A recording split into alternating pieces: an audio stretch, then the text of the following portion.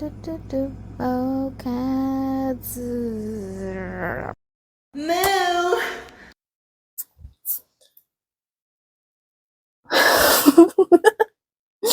Hello, my name is Mia, but you can call me Mo, and welcome to my channel.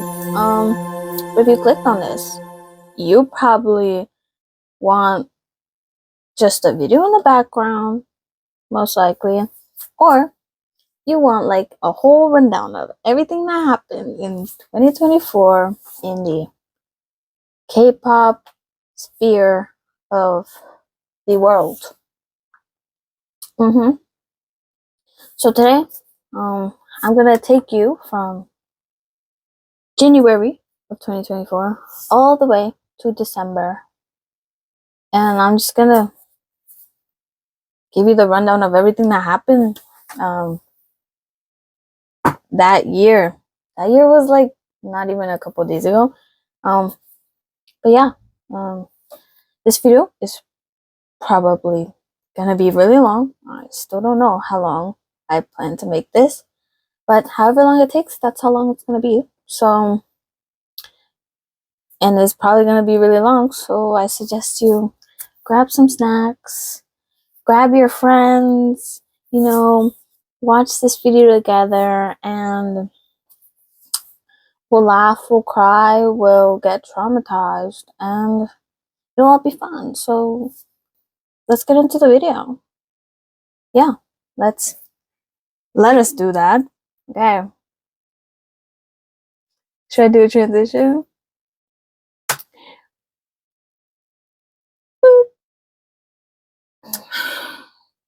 Gosh, I freaking hate this.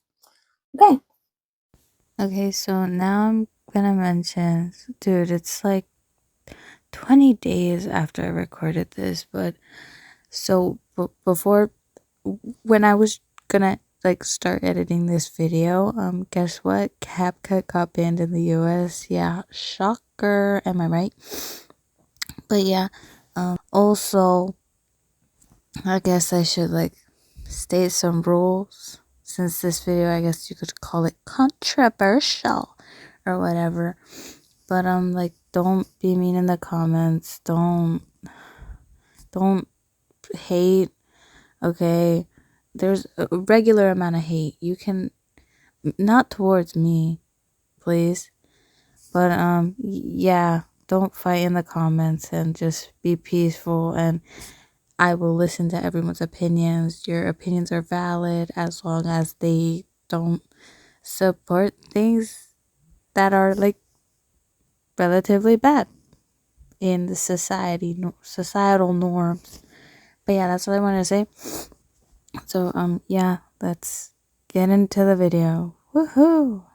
I lied, we're not getting into the video yet. It's the next day, and I just wanted to say I forgot to mention that all my stuff all my stuff is going to be in the description. I think I'm going to make a Google Doc. I'm not sure.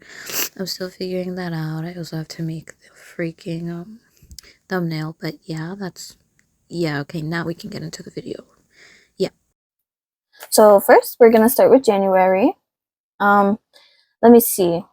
We have 1, 2, 3, 4, 5, 6, 7 things for January. So let us dive deep in here.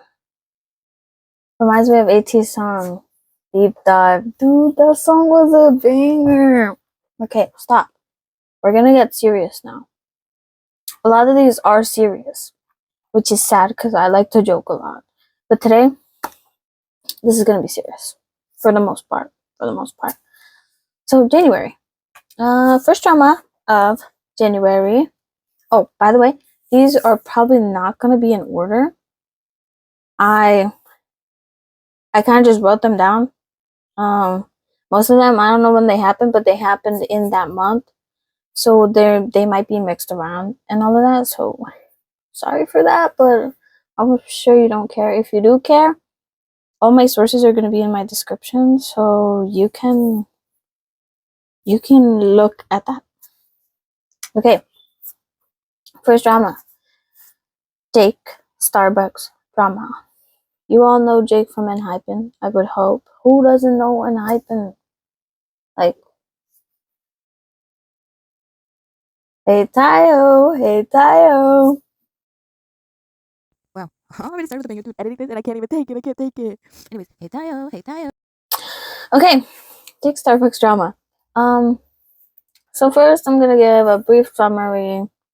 So this one isn't that long, but I'm just gonna read what my script says. Okay. In late 2023, many people started boycotting Starbucks because they were firing their workers who were posting online that they supported Palestine. I'm pretty sure a lot of us remember this.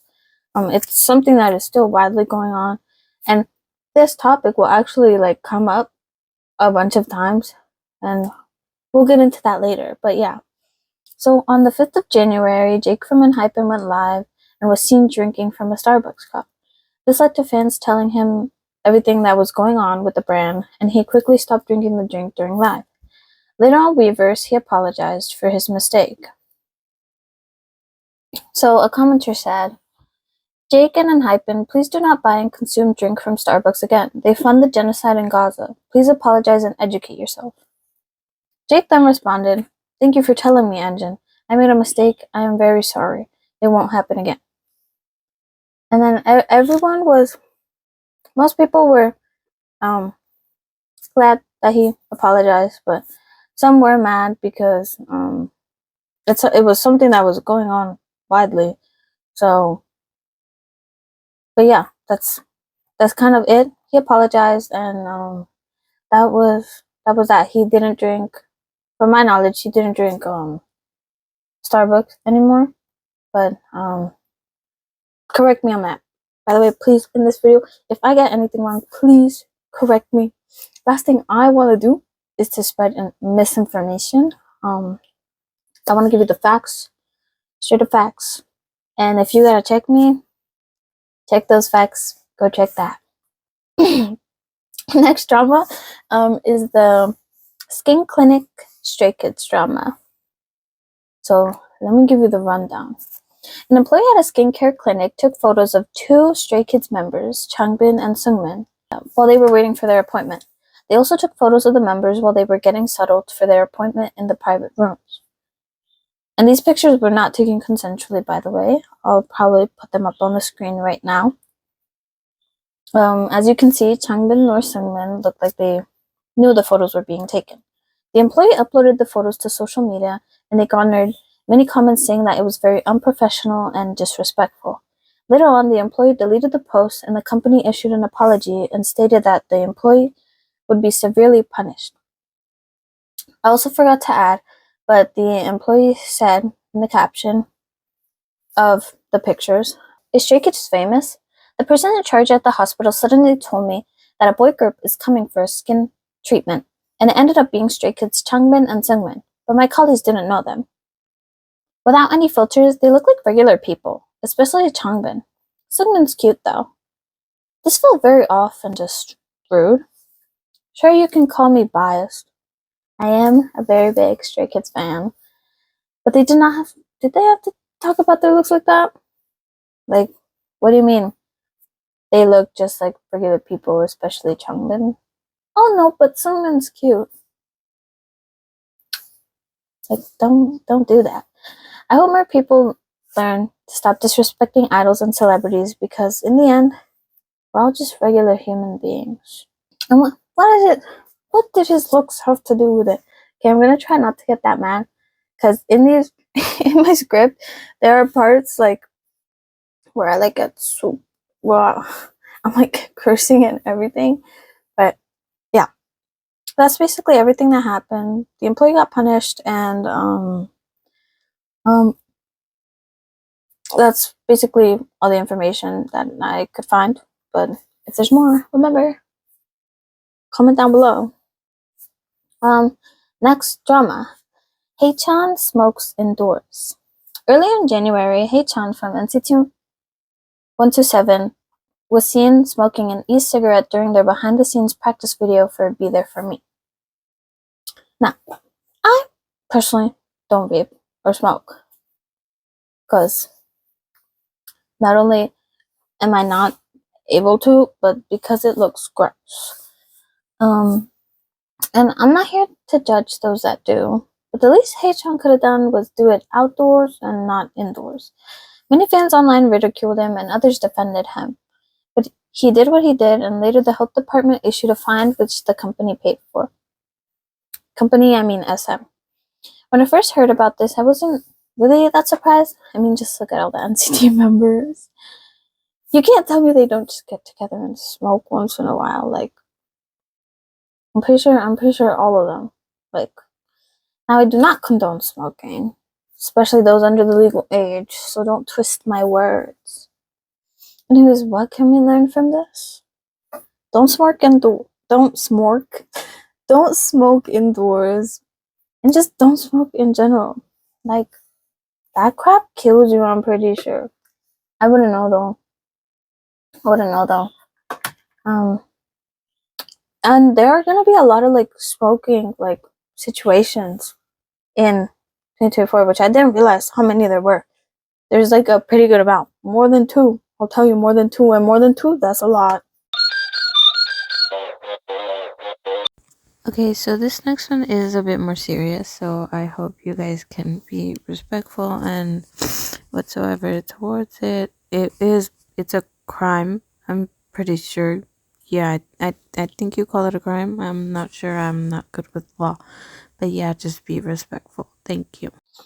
Girls' Generation Sooyoung gets illegally recorded. Girls' Generation Sooyoung was starring in a stage play called Wife. For this performance, audience members were not allowed to record videos or pictures. In one of her scenes, she has to change her clothes. During the scene, a man who looked to be a fan of hers takes out his phone and secretly takes multiple pictures of Sooyoung during her scenes. No one stopped him because he was supposedly in a blind spot, so no one knew what he was doing. Other members of the audience caught on to this and also started taking photos and videos. We were unable to notice someone illegally recording the play due to the fact he was filming in a blind spot, an official from the organizer said.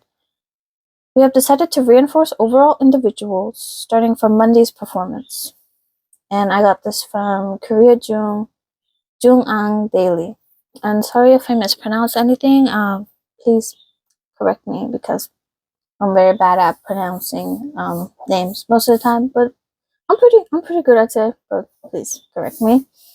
I'm glad the company did something about this, but it shouldn't have happened in the first place. It's fans like this that make idols, especially women, very uncomfortable. I hope next year's fans like this realize that what they are doing is not okay. No, it is not okay. That's the end of that drama. Some of these, so let me just mention, some of these are like controversies against idols, things that have like happened to idols, and like just some like petty drama that isn't. I don't include a lot of petty drama, just some that like really sparked like bad emotions from fans. But yeah, that's it for that. I hope she didn't get like scarred from that, and I hope she doesn't stop doing like screenplays. So next one is IU's Love Wins. If y'all did not hear about this, where were you?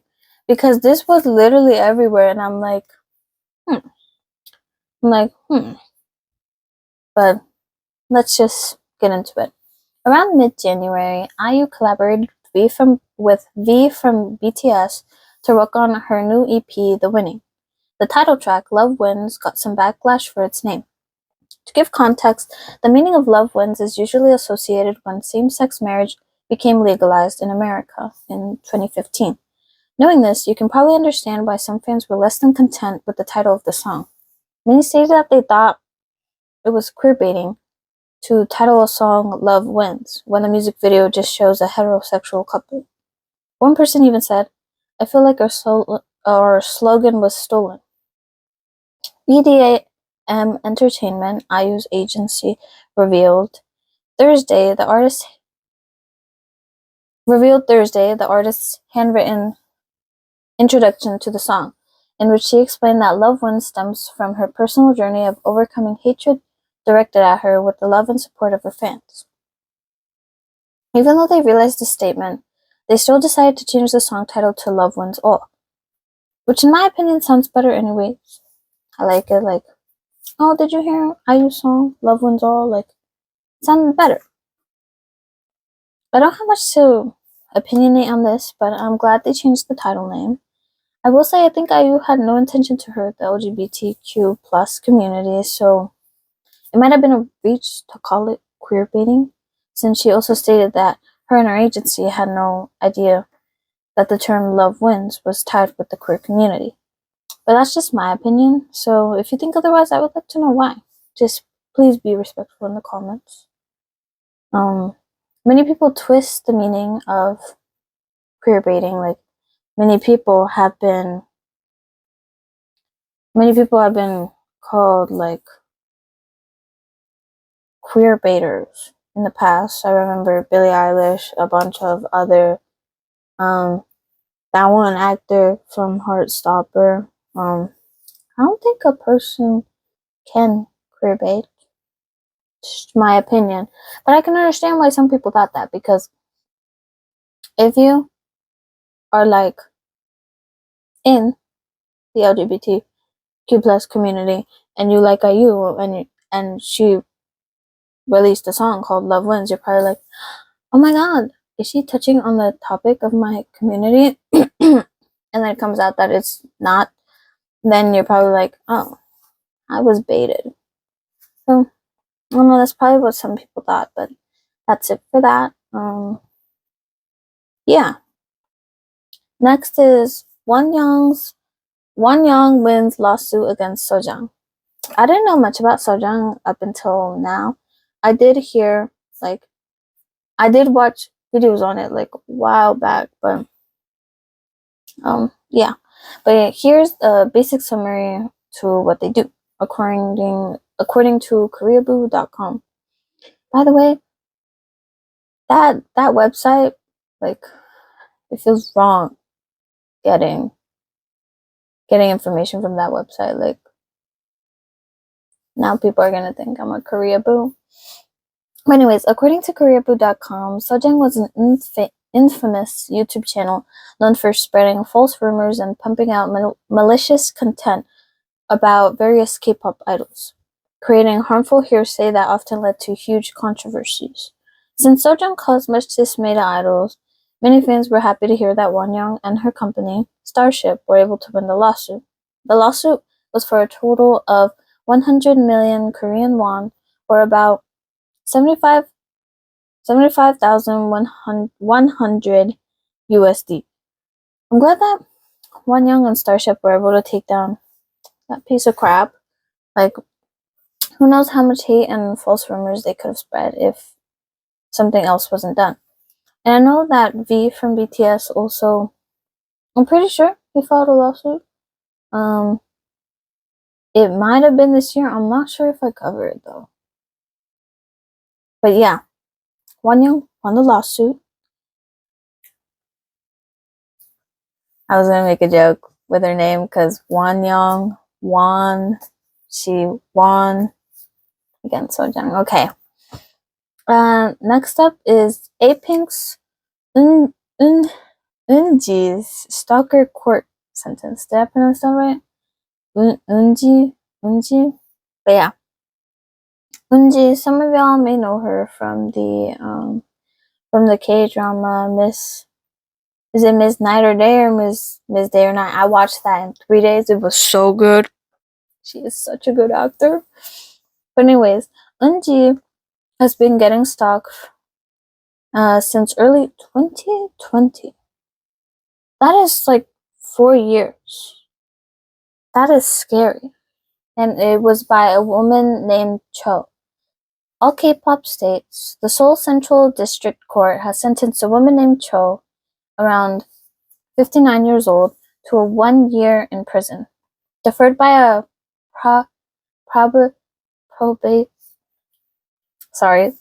probationary period of 2 years for stalking A-Pink member actress Jang Eun-ji. Cho will be placed under the supervision of a probation officer and will also be required to pay a fine of 100,000 won or 75 USD. Complete 120 hours of community service and attend 40 hours of educational courses for prevention of repeated crimes related to stalking. Only around a $75 fine. I beg your friend's pardon, because $75 does not account for all the damage that Unji probably went through. You're telling me 4 years of being stalked and you only get $75 from it? Do you know what I can buy with $75? Maybe like half a week of food.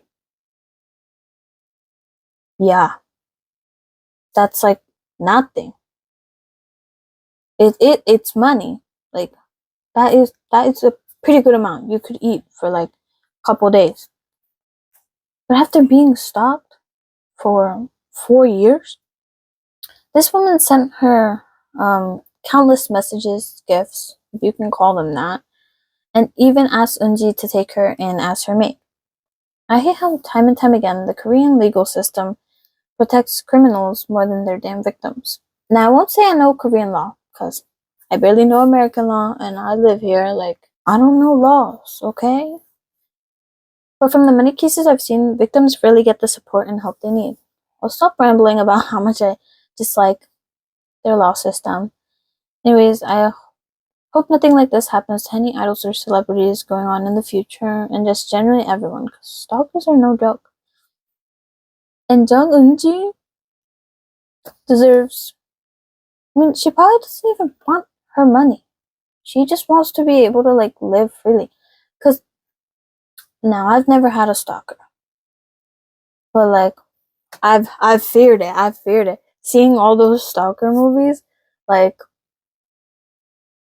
if you find out that someone's been monitoring you for, like, almost, like, a good portion of your life, either I'm moving away or I'm dying. I am myself. Anyways, yeah. To all the stalkers out there that like to stalk idols and celebrities, why? Why do you do it? Is it fun? That was it for January. See, January is pretty calm. Other than the Stray Kids drama and of course Eunji and like it ain't that bad. Cause trust me, it just keeps getting worse. And we'll see with the first thing on February. Yeah. But that was January. If you have anything to add for January in the comments, of course label it January so I know when it happened. And yeah, if anything else happened that you want to let others know, pop it in the comments. Because I also want to know what I missed. Okay, now we get into February.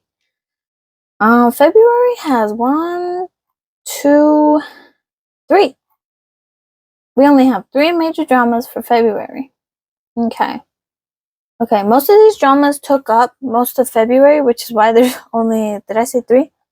Which is why there's only 3, because people were talking about them for a really long time. So, first drama / controversy / whatever I wrote down is the Kim Ji-woon drama. If y'all have seen my Zero Base one, no, my last unboxing video, my last video, I like Ji-woon. He's my bias. So when this first came out, I was like, no, not my bias, not again. My bias is like, but we'll find out who was in the right. Okay. See, first sentence. Now the shit fucking pissed me off to the fucking core. Yeah.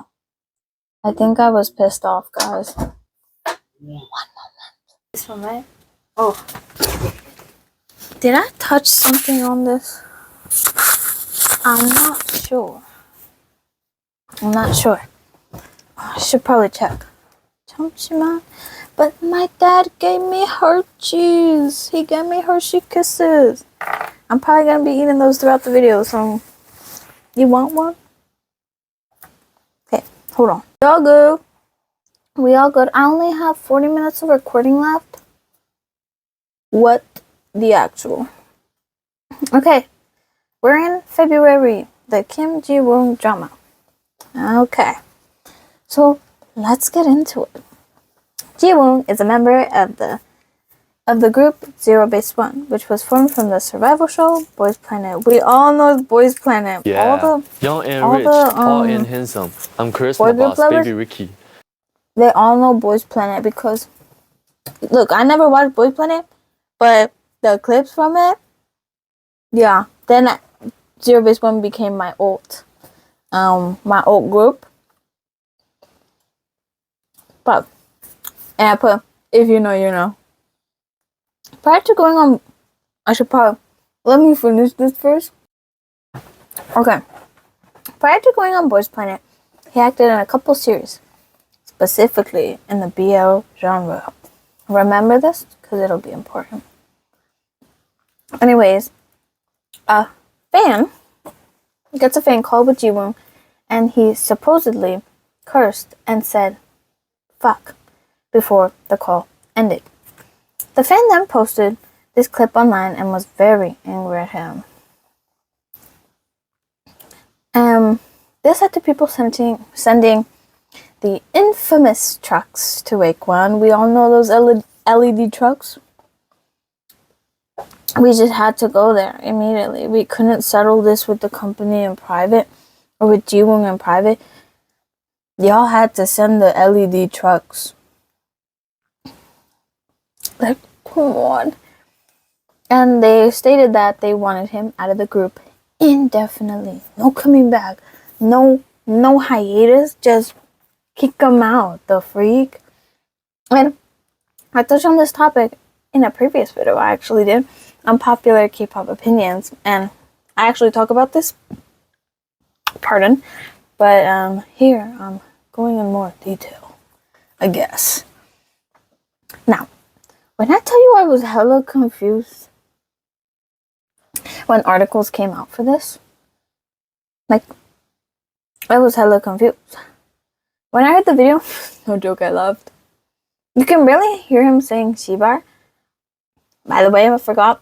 I forgot to say, but by fuck, I meant the Korean version, because, yeah, he's Korean, yeah.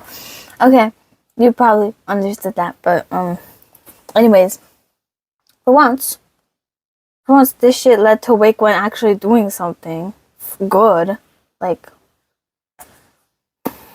finalmente. We hired a whole freaking forensic science service, which low-key, slay. This led to the fan getting majorly disapproved, and everyone got off Ji-woon's back. But why was the hate so strong? You're probably asking, especially with the Korean netizens. Like I said before, Ji-woon acted in some BL series, and not just as a side character, but as the main love interest. This means, oh, by the way, BL stands for Boys Love. Never thought I'd mention this in a video, like, ever, but as I said, he was the main love interest. You know what that means?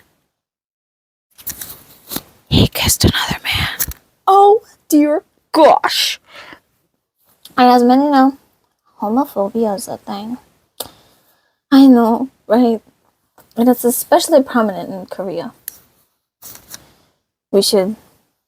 Most K-pop fans probably know this. Netizens speculated that the fact that he supported and acted in this kind of genre led to more people hating on him openly and harder.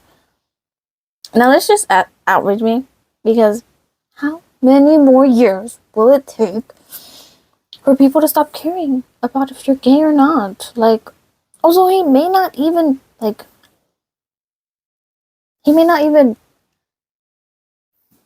He may not even be gay. It was literally just a cute little romance series that was freaking good, okay? I watched it. Yeah, I watched it. It was good, okay? Anyways, I've talked enough about this. In the end, these bands need to stop starting things without real proof. And companies need to support their idols, like they did with this situation. I'm still surprised Wake One did anything, but that's a topic for another day. But yeah, I'm glad. I'm glad his company supported him, because if Jiwoong left the group, I would have left too. But yeah, that's it for that. What's your take on it? What's your opinion? Leave it in the comment down below. Do that for every drama, actually. The more comments, the better, okay? I want to know your opinion. Not just because I want the comments. It's because I really care about people's opinions. Not when it comes to me, but with like other drama, you know? Okay, y'all ain't ready for this one. Next topic, the Hantiao Music Awards. This was a shit show. Like, literally. Then I put 2 skull emojis. Yes, I'm reading off the script, so if I'm looking down, it's because I'm reading. But like, this is all my official, like, I typed this up on my Word school, my school Word account. So, my directors can probably see this. Who cares? Then they can get informed on the topic, like you're doing right now. Okay, this event took place the 17th and 8th, through the 18th of February. So to give a summary of what happened, basically, this event was very unprofessional. Very unprofessional. It was a hot mess with everything. Around the start of the show, a fan fainted by getting hit by a light stick. I know, right? Crazy. Also, who would throw their light stick at a crowd? Then, of course, the infamous incident happened. Someone allegedly shit themselves during the event. ... Now, I'm not sure if this is true or not, because while I was researching, I saw some articles saying it was true. But then I saw one that said it wasn't true. So I don't know how y'all want to interpret this. But I'm going to say it's real. Because not only is it funny, but who would lie about that? Like, also the so-called pants shitter came out and apologized for shitting themselves. Not sure how real that was, but hey, at least they apologized. Another big thing about the event is that security was not ready for all these people to show up. Dongdaemun Design Plaza, which is where the awards took place, can hold up to 1,500 people. Now, I don't know how many security guards there were, but ATs and other groups like aespa should have been doing their job. I'm not trying to hate on the guards, because they were trying their best. I would hope. But I'm hating on the music awards themselves. The organizers should have known that these type of events can get pretty hectic. Like, y'all should know how Kpop fans are like. Like, what? Meaning that the safety of the idols and fans themselves are super, super important. Especially, like, the idols. Because they're, like, the big people. The fans... But, like, the fans, you should care about them. They make you money. Many fans were pushing in Poland, and some even got hurt. And aside from the pooping, condoms were also found in the trash can nearby. Now, what the freak? And girl, that's not all. Apparently, someone also pissed themselves at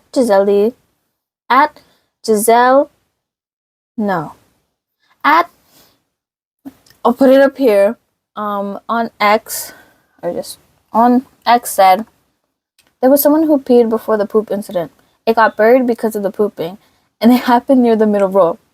But someone said that there were people having sex in the stands area during Zero Base One's performance. There were also condoms in the trash too. It's a real mess. Is this an award show or a toilet? And I got that from News 18. Did you think I was done, by the way? Well, too bad, because sadly I'm not. Some fans, if you can truly call them that. See, I keep saying it because they started to fight. All of this happened because of the Kim Ji-woon drama. They were all happening at like the same time, and then like they collided. As we talked about before, someone yelled something along the lines of "Kim Ji-woon, leave the group." This angered ZB1 fans. Would have angered me too, like the freak, which I can't valid, because like I said before, Ji-woon legitimately didn't do what the fans said.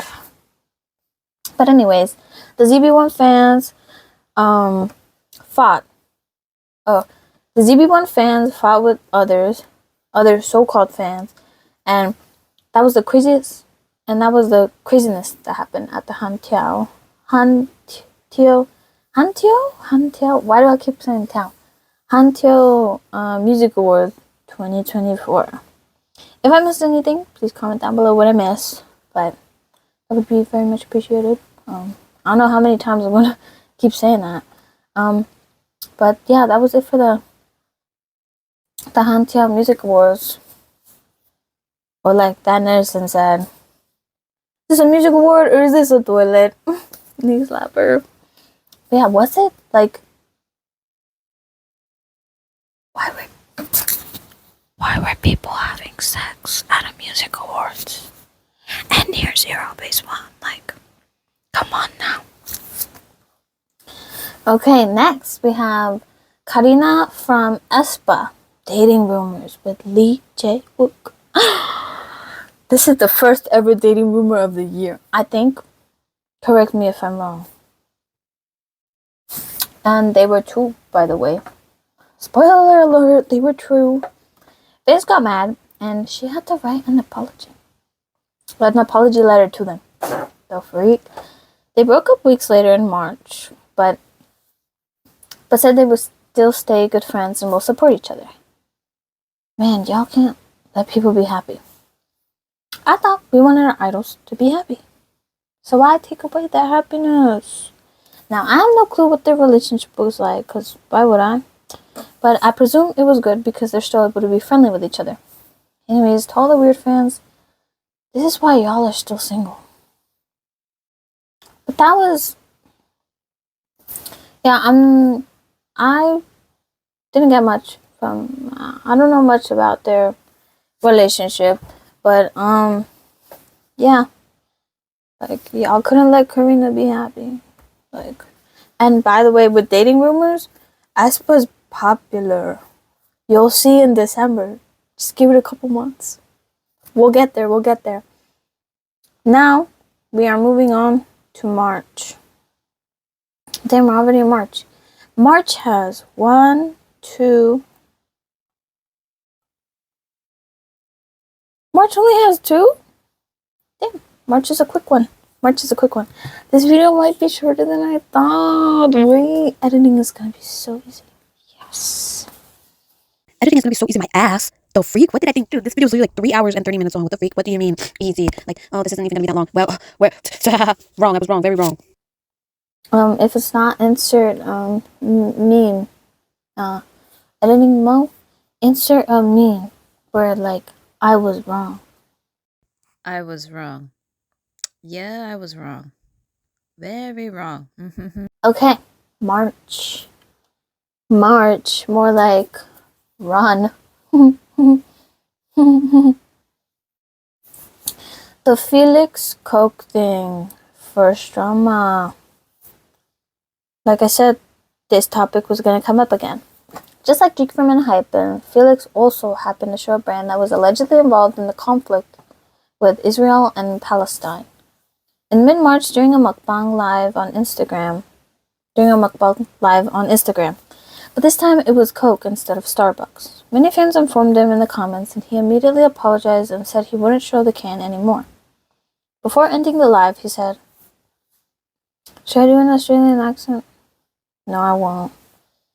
By the way, I want to apologize for bringing out the Coca-Cola bottle. I do apologize for just showing that on live.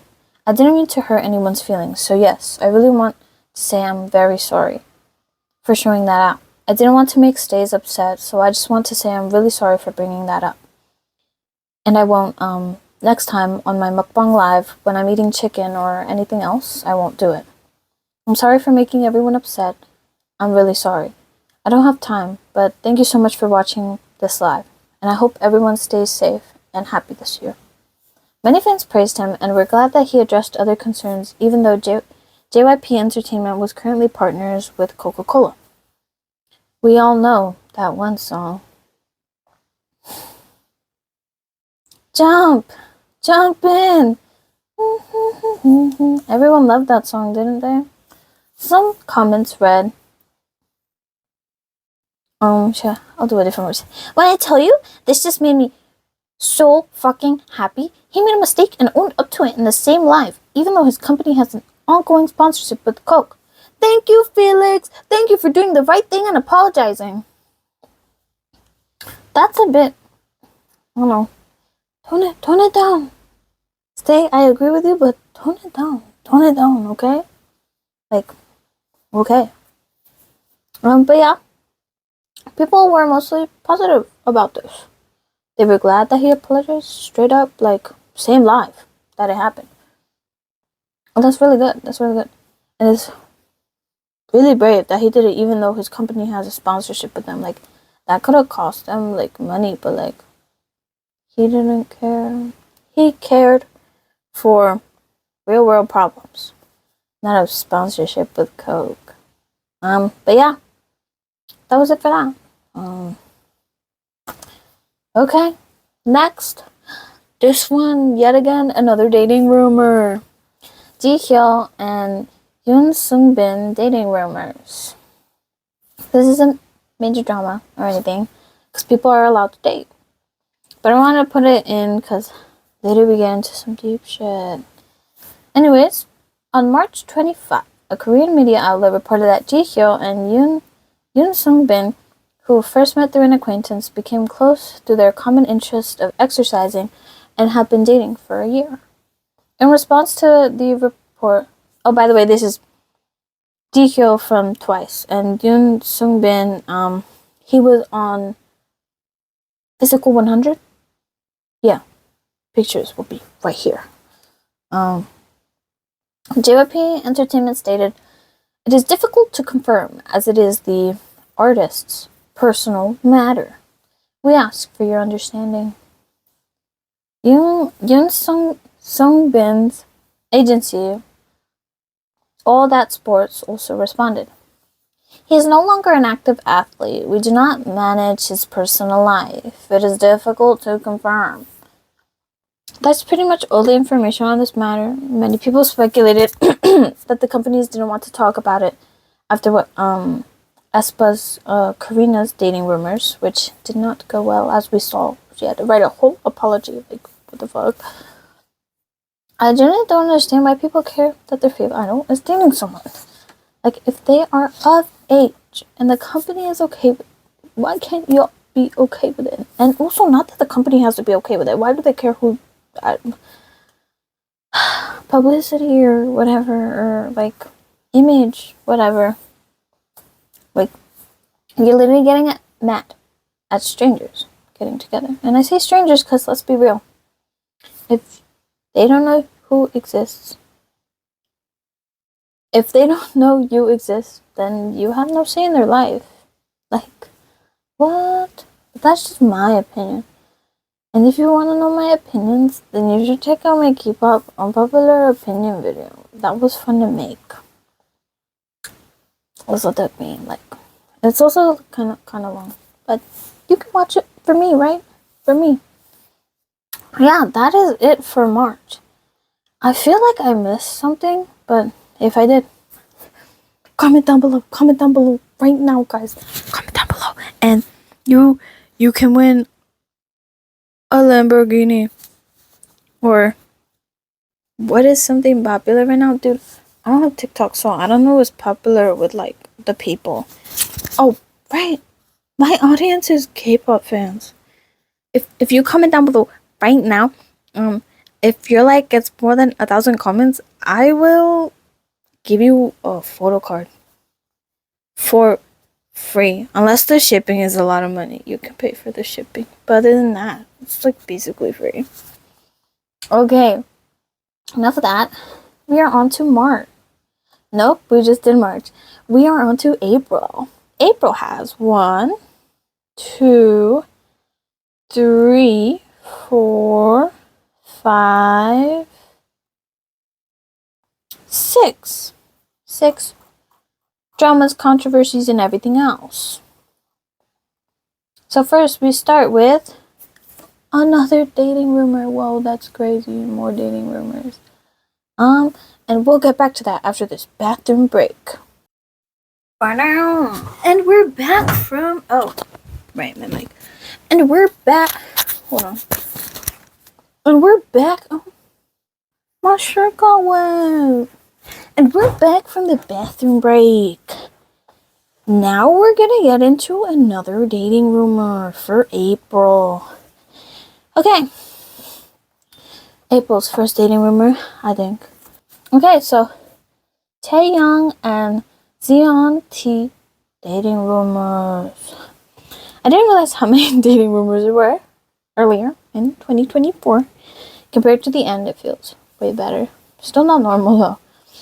So another member of Twice have dating rumors. Unlike Jihyo's, JYP Entertainment stated, the two are meeting each other with good feelings. They are supporting each other.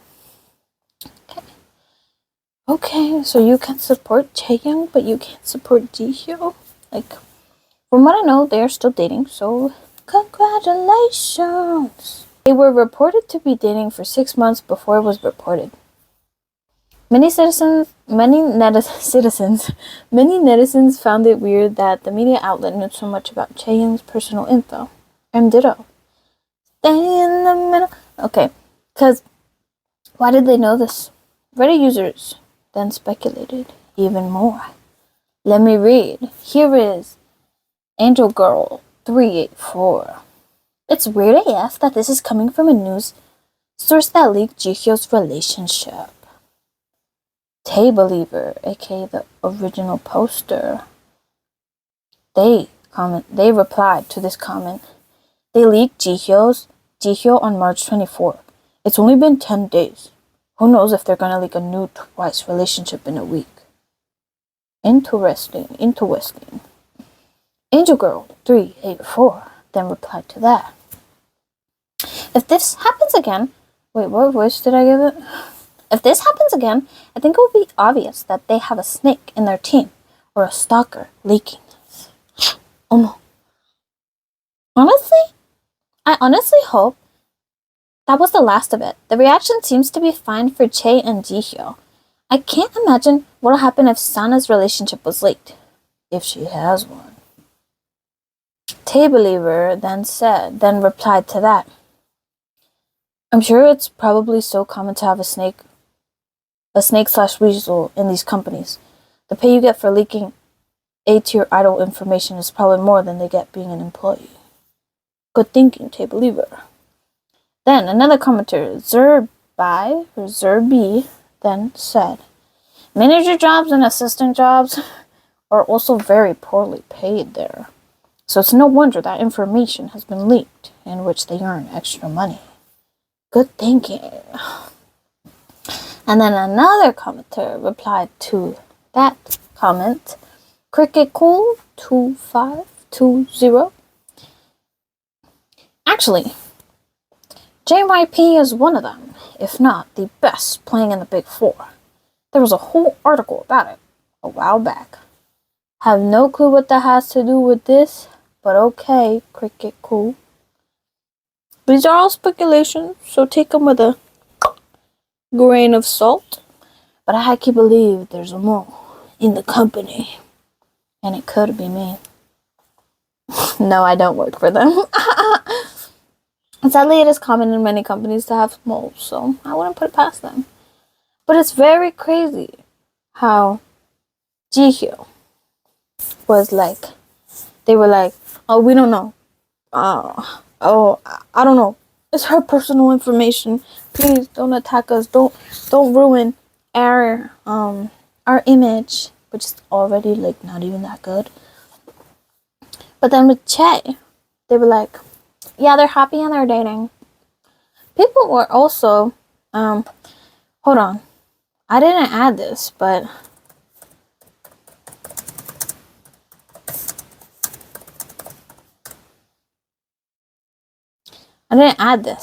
Taeyeon is 24 and Zeon is 34. That is a 10-year age gap. That's a 10-year age gap. Many found it weird, the age gap, but they met when they were adults. They're both adults, so many didn't really find it. I found it a bit weird, but to each their own. I'm not to judge. But what are your opinions? Put it down below in the comments. How many times am I gonna say that? But yeah, that was it. What's your opinion? Do you think they did Jihyo dirty? Do you think they supported Che too much? Let me know. Déjame saber, por favor. Next drama is the Renjin from NCT Dream Cooks Assassin. Okay, this is a major drama, but Renjin ate with his comeback. It just goes to show that you can't just speak to idols like that. Here's how the convo goes. I'll give the Sassang an annoying voice. It has become so easy for idols to live. They make money according to their looks, they date according to their looks, and their live shows aren't shit. They are thoughtless, and there is no passion like the previous generation. Clearly, so wait. Hold on, Sassang.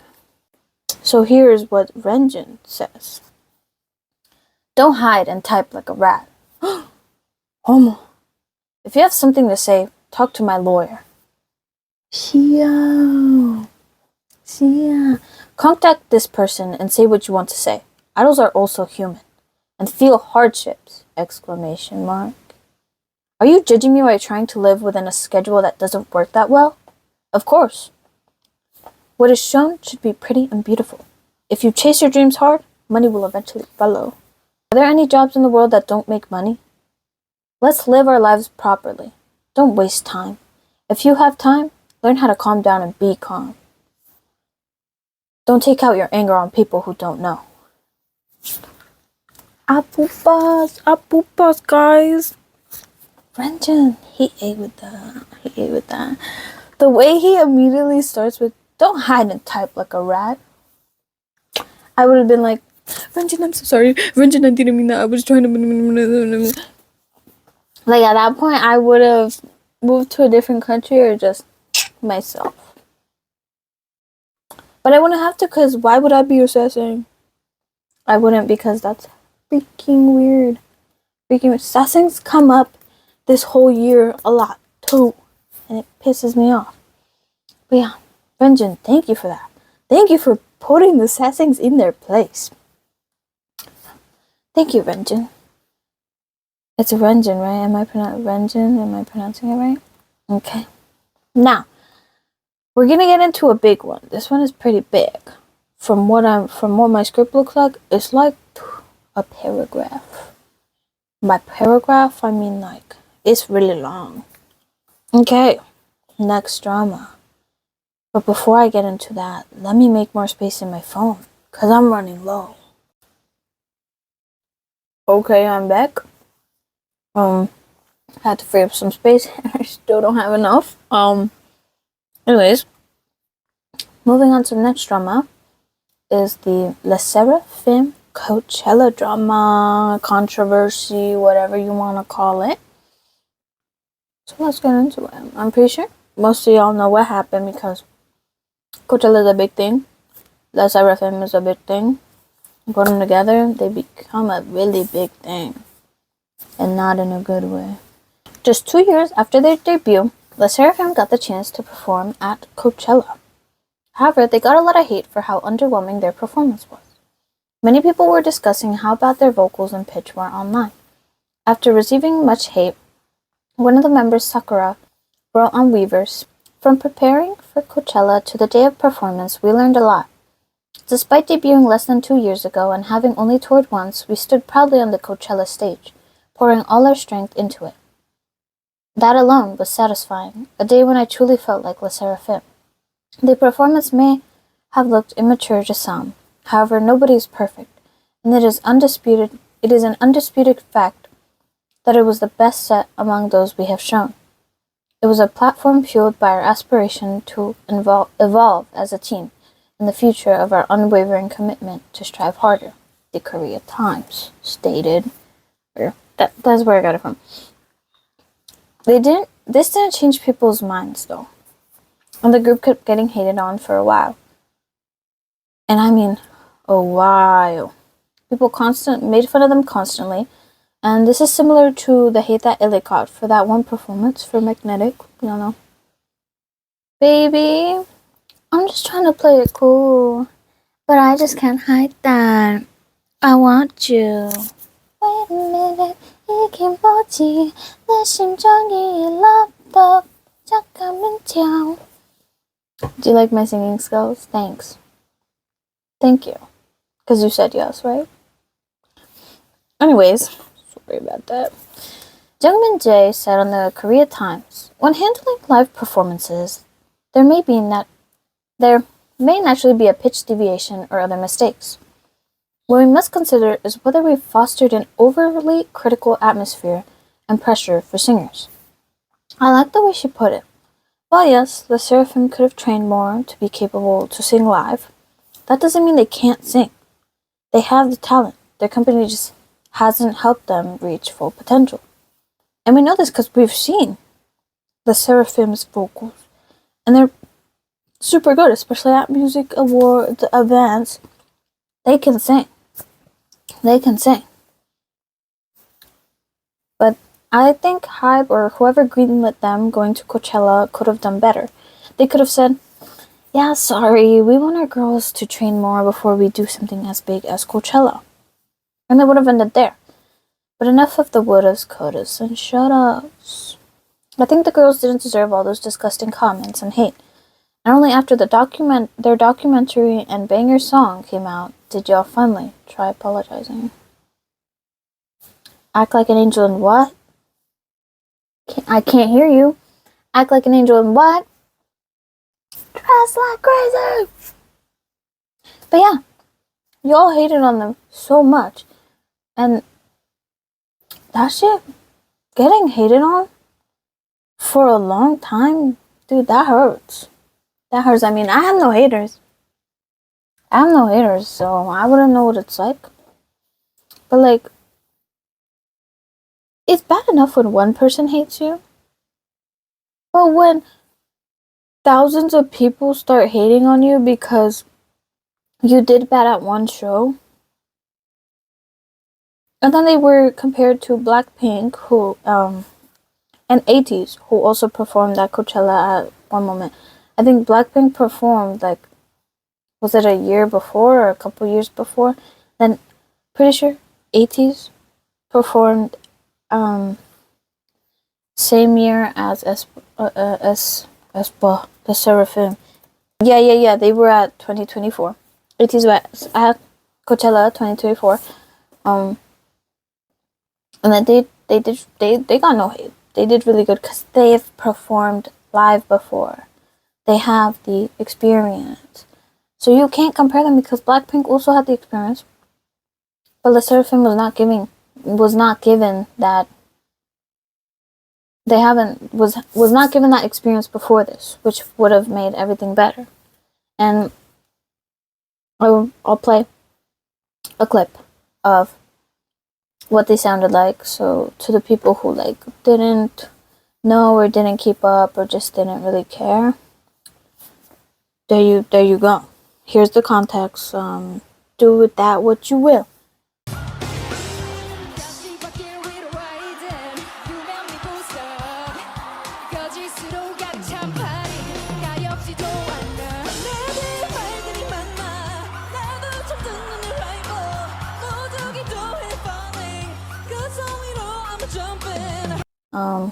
And that's it for that. Now we go into the next drama, the illit plagiarism controversy drama, whatever you want to call it. We talked about illit before, how they got hate for magnetic.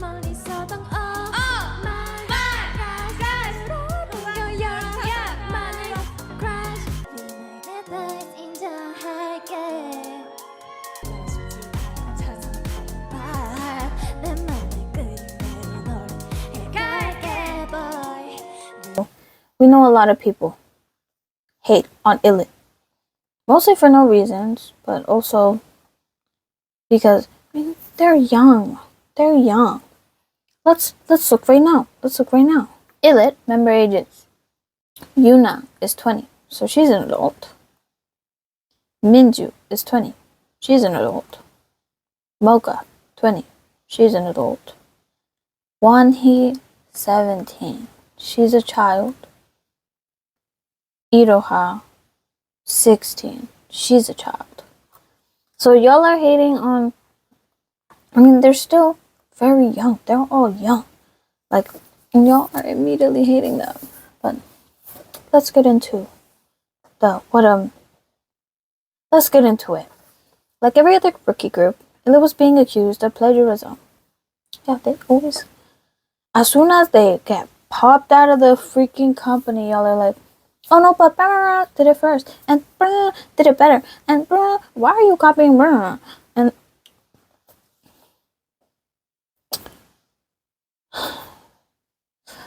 ever since illit debuted, many have compared them to another group, New Jeans. Y'all all know, everyone knows New Jeans, even the locals know New Jeans.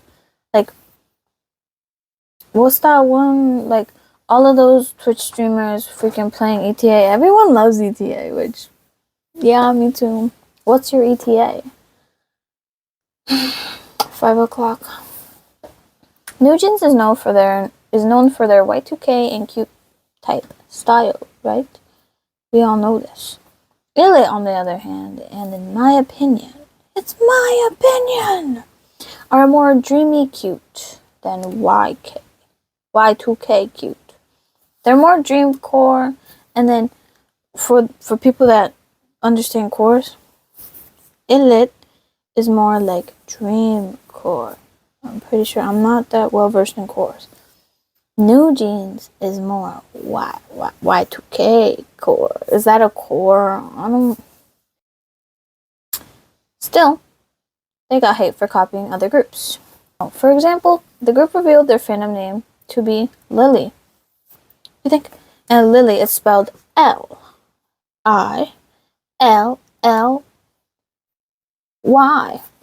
Okay? It's pretty standard. Illit has 2 L's. Is it illit or eyelid? I say illit. Eyelid is weird. Illit has 2 L's. Lily has 2 L's. But guess what? Fans of NMIX pointed out that their fandom name was similar to one of the members' names. Lily, with 1 L. What does this have to do with anything, you may ask? I don't know, I'm asking the same question. Because her name is Lily. So many other people are named Lily. Also, we're not bashing NMIX or NMIX's Lily. She's cool. But they were like, what is that connection? So her name is Lily. And the fandom name of Illit is Lily. With 2 L. 1 L, 2 L's. I don't know, but they feel very unrelated. Then, Blackpink fans came and said that the name was too similar to Lisa's fan base, which was not official and is not official as of now. And it was Lily's, spelled Lillies.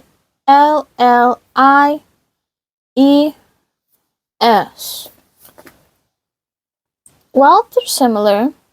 They really aren't. Just Lily and then Lily is like.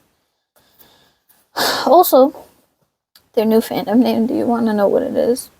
It's pronounced Glit. That sounds like Glit. Like, why couldn't y'all just let them have Lily? They could have just And look, I'm not even an Illit fan. They make bomb songs though, like tic tac tic tac damn. I don't, yeah. And I really like their new comeback. It was really good. But like they don't connect. See, this is, look, these connect, right? Wow. Here's Lily and Lily's. Lily with one L. Here is Lily with two L. Look. Oh, they don't want to connect. Because they don't connect. Another case of them copying a group was when they posted a posted a photo of the group doing an L with their hand. You're probably asking, how and who did they copy? Apparently, according to fans, they copied XO. Wait, how does it go? Wait, I'm forgetting. XO, XO, kiss me, don't say no, XO, yeah. You're the typical. Okay, fans of XO stated that the L hand sign was their thing, and that Illit couldn't do that. So here we have XO fans. They're observing, right? Here's Illit. They're just posing like, oh, I'm so happy. But now here, put the picture right here. Put the L because they have L's in their group name, right? Illit, L. So then of course they're gonna put an L, like, oh, because it matches with, like, oh yeah. And then fans of EXO like, you know, it's unrelated because EXO didn't get mad, but the fans did, like. So does this mean I can't do the L sign anymore? Oh no! Just kidding. Those fans are weird and possessive, and they need to get a grip. Get a grip, please. With that, I'll end this with one last thing. Stop bullying Illit! Stop bullying Illit! They just recently started, and all the hate is not good for young people. I wouldn't know because I don't get hate, but please do better and hate on people who actually deserve it, like criminals in the industry. We'll get into that later.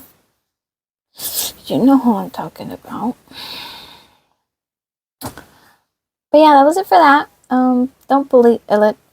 Like, I'm not even that big of a fan. I wouldn't even call myself a fan. I'm a casual listener. Like, if it's on, then I'm like, oh my god, yes.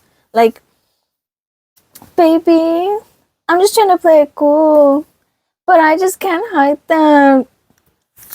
I want you. Wait a minute, 이게 뭐지? 내 심장이 laptop. 잠깐만 跳. I really like the song. After seeing the Wonwoo meme, baby, I'm just trying to play it cool, but I just can't hide that. I want you. I love 17. Okay, that's it for that. Next, drama, controversy, or whatever you want to call it. LBS auctions Stray Kids members' clothes. I don't know about you, but I would find it quite weird if a company I worked with auctioned my used clothes to fans, and it's not even washed prior to auctioning. Just me? Tell me why I didn't hear about this, like, at all. I usually am good at keeping track of things happening in the K-pop sphere of the world, genre, community, industry. Because guess what? Soy muy chismosa. Let's get into it. The group Stray Kids had a fan meeting in Japan in April, on April 9th. After the event ended and all the JYP staff and members left, guess what the company did? They thought it would be a good idea to auction off some of the clothes the members wore for the promotional activities. Everybody's so creative. Oh, truly. This brand was SLBS. They make mobile fashion accessories and have collabed with K-pop groups like Dreamcatcher and Stray Kids. Many fans at the fan meeting were confused and wondered why they were selling the members' clothes. Finally, fans that actually have common sense. And dude, honey, baby, girl, it was not cheap. Phone cases ranged from 50,000 Japanese yen. Do you know how much that is USD?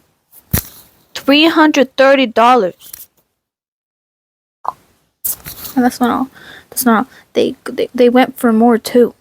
They went from $330 to 650 USD. That is 100,000 in Japanese yen. Phone cases.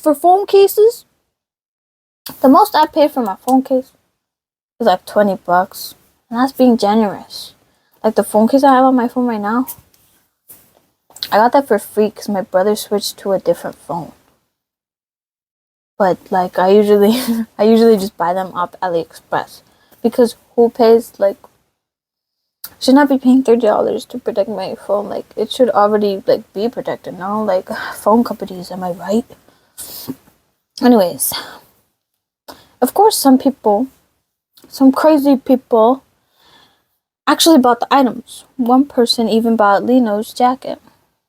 Gosh knows how much they paid for it. If the phone cases are almost like $1,000, imagine a jacket. And I swear, Japanese K-pop fans are the most. They have the most money. They're the richest. What the freak? One innocent posted, going behind Stray Kids' back to auction off clothes that were worn by them, to the point of advertising the fact that they still smell like them without their knowledge, feels like such a violation of privacy and betrayal of trust. Yes, I agree. The company then posted a couple days later. It's about to be long. The garments that had been sold during this auction will be collected again, and any profit raised will be returned to the buyers. We deeply apologize to the attendees of the event and all of the troubles caused after attending the event. We fully acknowledge that under the title Global Fan Event, our fan-sending events should have been conducted more carefully, with better attention to details and higher morals. However, this had failed unacceptably, and we understand that our words cannot make up for all the concerns and afflictions caused.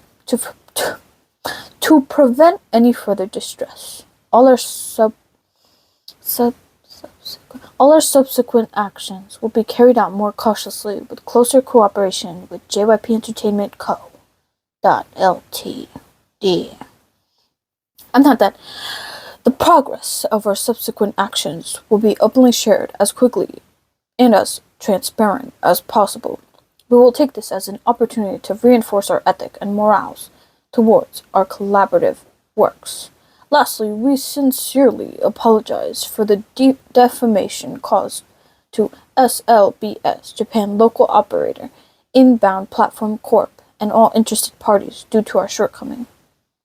This official announcement will be posted and pinned on LSBS, Instagram and X, Twitter for 3 days. Only for 3 days. We are deeply sorry once again.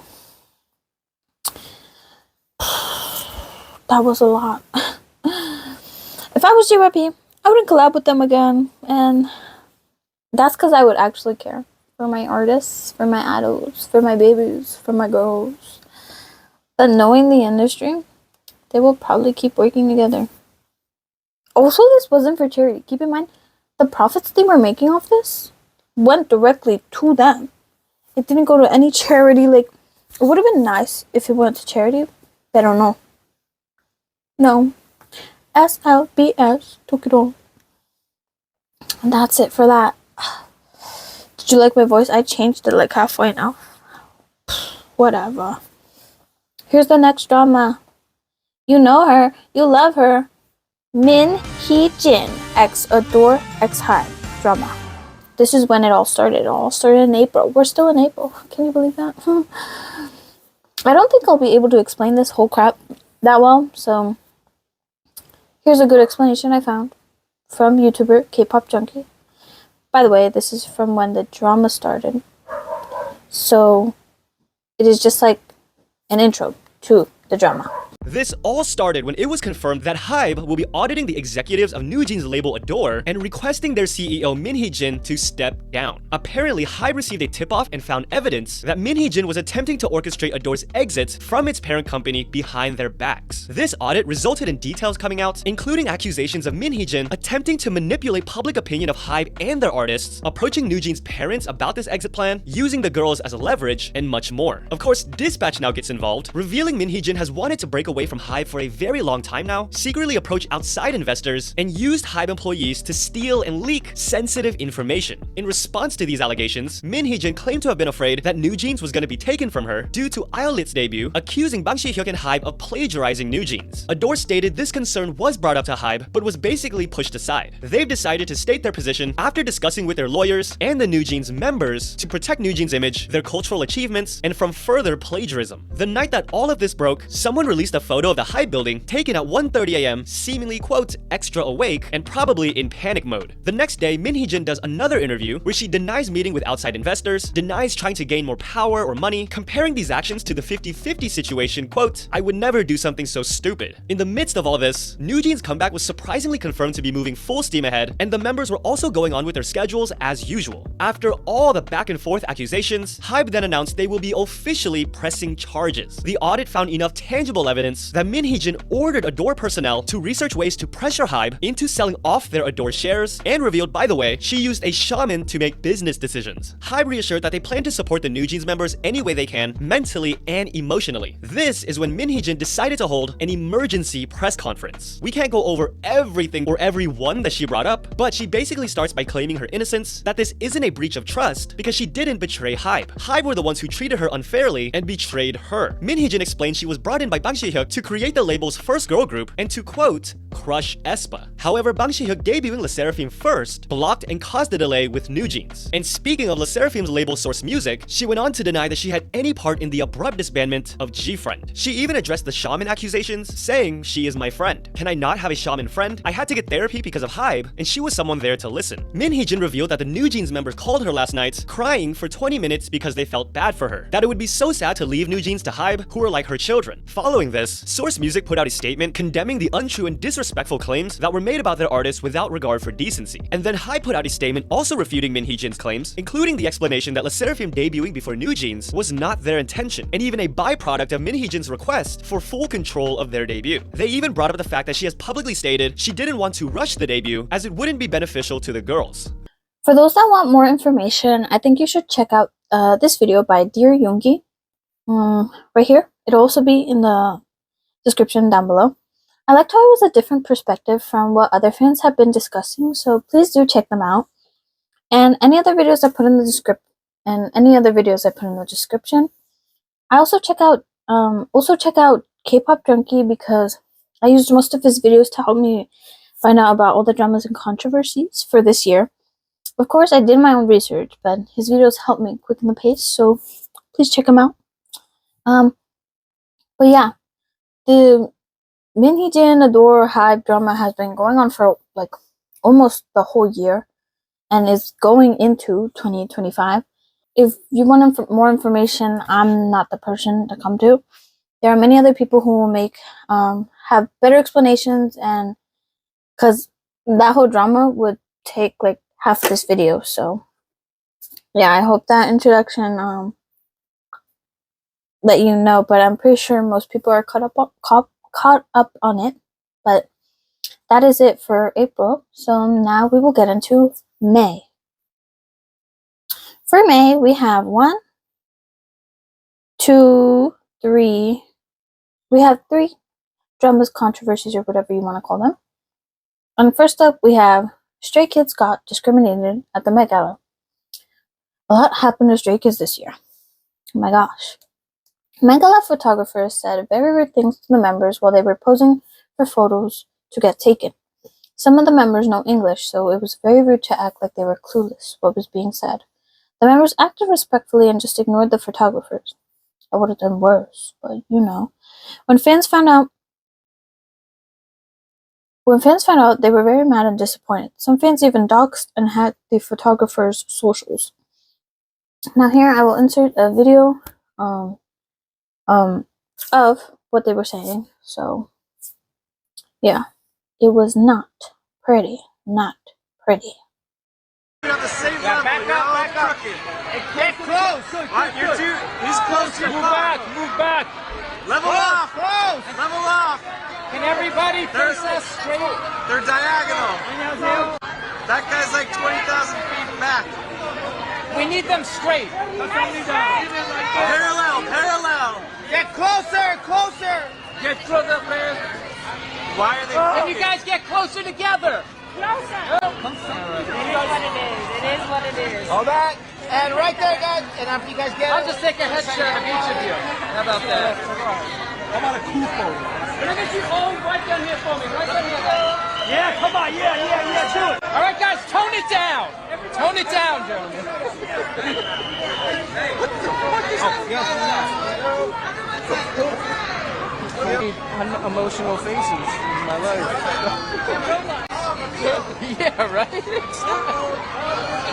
Oh, the reveal. Oh, now we gotta do it again. Maybe now we can get it this time. Now let's do it with feelings.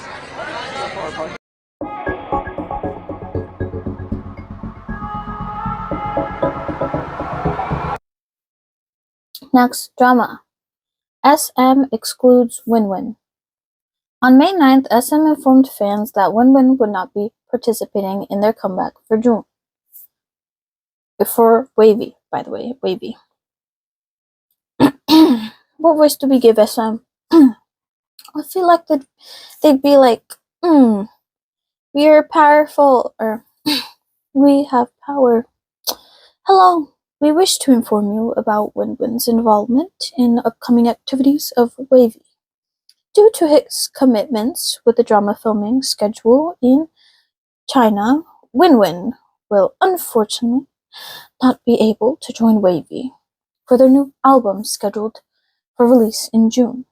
We understand this news may be disappointing for fans looking forward to Wavy's comeback. We sincerely ask for your understanding and support. We hope you continue to show your enthusiasm and warm support for Wavy as they return soon with new music and performance. Thank you for the continued love and support. Little did fans know that SM was lying. SM lying? They would never do that, said absolutely no one ever. The freak. Many fans were sad, but also mad. Some said that he was being careless with Wavy, and said he didn't care for the group anymore. Later, Win-Win came out with his own statement on the matter. Let's read it. At the end of last year, I got told by the team that we would start preparing a new album in May. So from January to April this year, I participated in the TV series shooting, but the plan to produce the album was suddenly brought forward to the end of March. At the time, I was on the set shooting my main scene, and I really couldn't adjust the time to participate in group activities. In order to participate in the new album, I have communicated with the team about various alternatives. But the final result is that it is a pity that I can't participate in this comeback. I want to say sorry to Wazenis who were looking forward to our Wavy comeback. I also wish that Wavy's comeback can achieve good results. I will be there to support everyone. I just landed and was thinking about this the whole plane ride. I still feel that I need to explain it myself. I don't want any misunderstandings between us. Now this put fans' anger towards its SM, which is deserved. A Reddit user by the name away_seaweed778 stated, I'm glad he spoke out because I can already see some stans blaming him for it and saying stuff like how he didn't give a fuck about the group and prioritizes his solo activities instead, yada yada. SM pulling their usual BS to make it seem like it's their artist's fault. Definitely not the first or last time this will happen. When I heard this happening, I was disappointed. Winman should have been in the album, but SM pulled the crap, and they always do, and excluded him. I started standing Wavy during their on my youth era, and I kid you not, it wasn't even because of the promotions they did. I just happened to stumble upon them because I'm also a huge fan of NCT. I knew of Wavy prior, but never gave him a true listen. I hate how they barely get promoted, and when they do, it's very small. I've also seen how there is some favoritism with the members, Winman and Hendery getting the short end of the stick most of the time. But correct me if I'm wrong, because I don't watch that much Wavy content, so maybe it's different. But from what I've seen, the land distributions, they are Winman and Hendery. Are they even a part of the group? I hope more people can listen and appreciate Wavy, and I also hope SM will stop bullshitting when it comes to the group, because they have a lot of potential. They are really good. So for that, opinions down in the comments. Next up, NCT X Starbucks. Didn't think Starbucks would be mentioned again, did you? Well, it is. Late May, NCT and Starbucks Korea collaborated to make NCT-inspired merch, including tumblers and whatnot. You know the gist. Many did not agree with this because, as we talked about before, Starbucks was allegedly involved with supporting Israel and everything they were doing to the Middle East. Due to this, many boycotted the collab and also sent hate to the members. I don't think sending hate to the artist was the right move. If anything, send it to SM because they were the ones who gave the green light. Many praised members and later posted on Instagram and other socials in support of Palestine. Specifically Taeyong, because he posted an Instagram story just saying boycott, which was later taken down. Winwin also posted in the caption of one of his posts the watermelon emoji, which has been used to spread support for Palestine due to the colors representing the Palestinian flag. Many boycotted the release, but knowing fans, they still bought the product. Many argued that Starbucks Korea has nothing to do with the US branch, since it was sold off to a different company. Korea Jung-ang Daily states, Starbucks Korea is a separate company from the main US Starbucks brand. Starbucks sold off all its shares to the Korean company in 2021, which is currently 67.5% owned by a retail giant E-Mart, with the rest owned by Singapore's GIC Sovereign Wealth Fund. Whether this changed people's minds or not, it's just something to know. New shirt, new day. And yes, my mic is on a ruler. I thought it'd be better. So, where did we leave off? We left off in June. So now it is June. For this month, we have 1, 2, 3, and then I'm gonna mention a fourth one briefly. So let's get into it. The first drama of June 2024 in the K-pop sphere of the world is the Jin's Free Hug event. Everyone should know this, whether you're an ARMY or not. Everyone should know he had a big event, and yeah, we're about to get into it. Here's a question for you. If you were an idol that just came back from serving the military, right? You just served for like a good 18 months to like 2 years.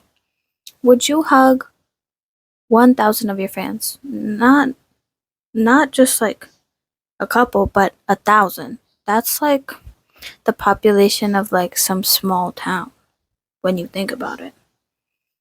Did you say yes? Well, I said no. But you know who did? Jin did. Jin did. I know everyone was waiting for this drama because a lot went down. But yeah, Jin had a free hug event. It wasn't really free, but we'll get into it. Jin from BTS was scheduled to do an event for fans in Korea where 1,000 lucky fans would be able to get a hug from Jin. He was also going to do a live. But HYBE, the company, got some backlash after announcing this because of the way they were marketing it. For starters, to have a chance to hug Jin, you had to purchase albums. Basically, you were gambling. It's gambling. Fans who purchased albums before this got mad because if they wanted to get a chance to meet and hug their idol for like 1 second, they had to repurchase albums, which is, I mean, some crazy people would do it. Would I? No, I wouldn't.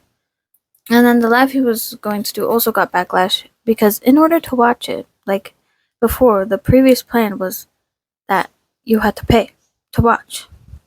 Yes, they planned to put the live under a paywall. As if they didn't get enough money. Like, come on. Anyways, HYBE saw that fans were mad and issued a statement saying they would change the way to enter the raffle and would keep fans posted. Everything leading up to this event was pretty good. After this, from my knowledge, I mean, correct me if I'm wrong, until the day of the event. As many know, a fan kissed Jin. In another instance, a female fan grabbed Jin by the neck and rubbed her cheeks against his. Jin seemed startled and grimaced in discomfort. Despite some getting out of line, the star just smiled and reminded fans of the hugging rules. 여러분들 저 좋은 건 알겠지만 좋다고 돌진하시면 안 돼요, 알겠죠? 돌진이 영어로 뭐지? Okay. No attack, please. And more tried to kiss him. I thought it was just like a one-off thing, but no. Apparently multiple people tried to. Like, you're weird, bud. Weird. And yeah, you have to have major freaking cojones to do that in front of 1,000 armies. Like, I'm surprised they didn't die that same day. But guess what? They did get a sexual harassment charge. We love to see it. Someone who was at the event reported the incident. Thank you to that army. Here's what they reported. The plaintiff A stated through an online fan community forum, in the middle of Jin's offline fan meeting with 1,000 fans in celebration of his military discharge, it was reported that some fans attempted sexual harassment, which angered me as a fan who enjoys BTS's music. The fan who sexually harassed Jin should be immediately investigated and punished under Article 11 of the Sexual Violence Punishment Act for molestation in a crowded place. Damn. This army really, like, they were like, yeah, Article 11? Yeah, you know what. Like, thank you to the one who reported what happened to Jin. I can't believe someone thought that they could commit a crime and get away with it. Like, I swear. No, because why would you do that? Why would you do that? Why? Like, this is why idols don't do, like, events anymore, like good ones. But yeah, that was it for Jin's thing. I'm not sure if the culprits got like anything actually happened. I hope it did though, because that was really weird. But yeah, what are your thoughts on that? Next drama is the Kang Daniel Connect drama. Now, I didn't know who Kang Daniel was, and I didn't know about Connect Entertainment either. So this was all new to me. And I'm not gonna go that deep into it, but you can read some articles on it if you like. If not, sorry, I'll try to do better in the future. But on June 9th, King Daniel announced that Connect Entertainment, which he established around 5 years ago, was coming to an end. Multiple weeks prior, King Daniel revealed that he filed a crime complaint towards a major shareholder of Connect for charges on embezzlement, breach of trust, fraud, and etc. On June 9th, he stated, this is kind of long, stay with me. Hello, this is King Daniel. Half of this year has already gone by. As the weather has suddenly gotten hotter, I'm realizing how quickly time flies by. My journey with Connect, which has been my home for the past 5 years and has also taught me responsibility, has come to an end. I want to sincerely thank all the employees and everyone else who laughed, cried, and led Connect together with me. I won't forget this feeling. Although I feel sad and regretful ending this journey with bad news, I plan to work through it quietly and diligently, just as I have always done. I will also use the time to ponder how to create a better future. Unto my Danity, King Daniel's fandom, who must be thinking of me more than anyone else right now, I will remain unchangedly by your side as King Daniel in the future as well. I will work hard to try and bring you good news quickly, so please don't worry too much and make sure to eat good meals. Thank you. That is all I wrote for this. So apparently, like as stated, a major shareholder of Connect committed some crimes. Then it led to Connect not being a thing anymore. I hope King Daniel is okay. That seems. I mean, I would be mad if one of my major shareholders just embezzled the money we were making. I don't know. I don't really know how business works. So if you wanna comment down below to give me more insight on that. But yeah, that was better. I also know King Daniel. I think he filed a report for Sojang, like we talked about with Wonyoung and V from BTS. But yeah, I'm not sure if he won, but he was also involved with the Sojang drama. But that is it for that. Next drama is, or drama, controversy, whatever you want to call it, is Renjun reveals civilian's phone number. Yes, Renjun from NCT. No, I'm not fake. Wait, NCT Dream. NCT Dream. I wrote it down. But yeah, he's in here like more than once. That's a lot. So, on June 20th, Renjun from NCT Dream exposed the number of someone who he thought was assassin on Bubble. He wrote, "Stop calling me. I'm revealing this person's phone number." Later, it was revealed that the person in fact wasn't assassin, but an ordinary civilian, as all K-pop says. Now, I don't know why they say ordinary civilian. It feels, I don't know, it feels odd. Like, did you have to add that they were just ordinary? Isn't everyone ordinary? Like, I don't know, it just felt weird to me. This person, I'll call them Miss C. So the civilian, we're gonna call them Miss C, since that's what my sources calls them. They started getting hateful messages from fans.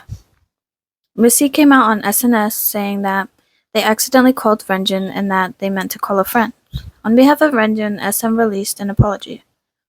This is a long one, stick with me. Hello, this is SM Entertainment. On June 20, NCT member Renjun mistakenly exposed the phone number of an unknown person on a fan communication platform, believing that the number belonged to Assassin. SM Entertainment would like to sincerely apologize on Renjun's behalf for this mistake and for inflicting damages on the victim. Immediately after receiving word that the victim had visited a regional police station to inquire about this incident, SM Entertainment contacted the victim through the investigators to offer an apology.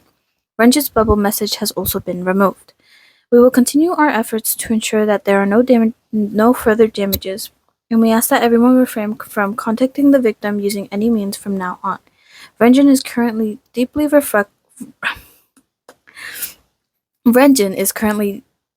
reflecting on his mistakes and the consequences that follow. SM Entertainment also apologizes for failing to take care of our artists' actions. Once again, we apologize to the victim as well as many others who were concerned over this incident. Miss C then criticized the apology since since SM didn't do it directly to them and instead made a public statement. Renjin's manager then contacted Miss C to apologize on Renjin's behalf, and the manager reportedly stated he would try to prevent the number from being leaked as much as possible. However, the manager then allegedly asked Miss C, "Isn't it possible that you're his assassin?" This is also something that netizens pointed out. How is it possible to accidentally call an idol or a celebrity? Missy then stated what she told to the police. "It's my fault that I made the wrong call, but is it right to leak the number of an unverified general citizen in such a public place?" 2 or 3 hours later, the investigator called me and told me that SM legal team would apologize, but the apology has not come yet. I had to change my phone number and get verbally abused by strangers just because I made a wrong call. I demand a proper explanation from SM. Renjin then apologized on his behalf. "I apologize to those who have been affected by my reckless actions yesterday. I always wanted to bring positive energy through music and performances, but my judgment was clouded in a moment, and I made the wrong choice. I sincerely apologize to those who were hurt or suffered because of me. Please stop calling the affected person due to my reckless behavior. I deeply regret my actions and will be more careful not to act impulsively in the future. Once again, I apologize to everyone who was hurt by me." So my opinion with this, I saw comments from other netizens, and most of them understood why Renjin would do what he did, and I completely agree. What is with me today? I can't freaking... And I totally agree. Prior to this, he was going under a lot of stress due to sassings who were pestering him, which, like, y'all really don't stop making me stutter and all of this. And that was probably his last straw. I mean, if sassings kept calling me, like, telling me how bad of a person I am just because I am pretty, like, okay. If I was him, I would have done worse. But at least he apologized to this ordinary civilian. But yeah, that's it for that. Yeah, that was insane. That was insane. Next drama is the XOCBX lawsuit with SM. Now, I didn't write anything for this, and I don't know why. Okay, so here we go. I'm just gonna give like brief summary because I mean I don't really like talking about like lawsuits and like business and like serious things. But here, from Korea Jung Ang Daily, I source them a lot. They give good information. But anyways, XOCBX consists of Chen, Baekhyun, and Shumin from EXO. Their agency and them, INB100, they sued SM Chief. So past me gave up on that because law makes my head hurt. But as I was saying, they sued the SM chief, Officer Lee Sung-soo and co-CEO Tak Young-jun, and accused them for violating Korea's Act on the Aggravated Punishment of Specific Economic Crimes. I'm reading from Korea Jung Daily, and it states, "The members claim that SM did not follow through with the promises made last June that IMB 100 would pay a 5.5% rate in its music distribution deal with Kakao, the majority shareholder of SM Entertainment, as opposed to the 15 to 20% that companies outside of Kakao umbrella are required to pay. Because SM didn't keep its promise, the members claim that IMB 100 should not be held accountable to meet its end of the deal, which was to pay 10% royalty fee to SM to use the agency's intellectual property, IP. SM then filed a civil suit against the EXO members, demanding them to pay 10% of the royalty fee that the members allegedly evaded for 2 months. Opinions on this? I don't know. Well, I don't know what you want me to say. because this is like a lawsuit, and like I said, I'm not good with like lawsuits or business or like percentages and all that. But SM, like, they've treated all their artists like crap, like doo-doo. So I wouldn't. I mean, I'm with the members for the most part. I'm with from what I know. And SM, they don't need that 10% royalty. Probably no. Really, I don't really know. I don't really know how to feel about this. But yeah. Yeah, there's not much I can say about this other than that. Yeah. Yeah.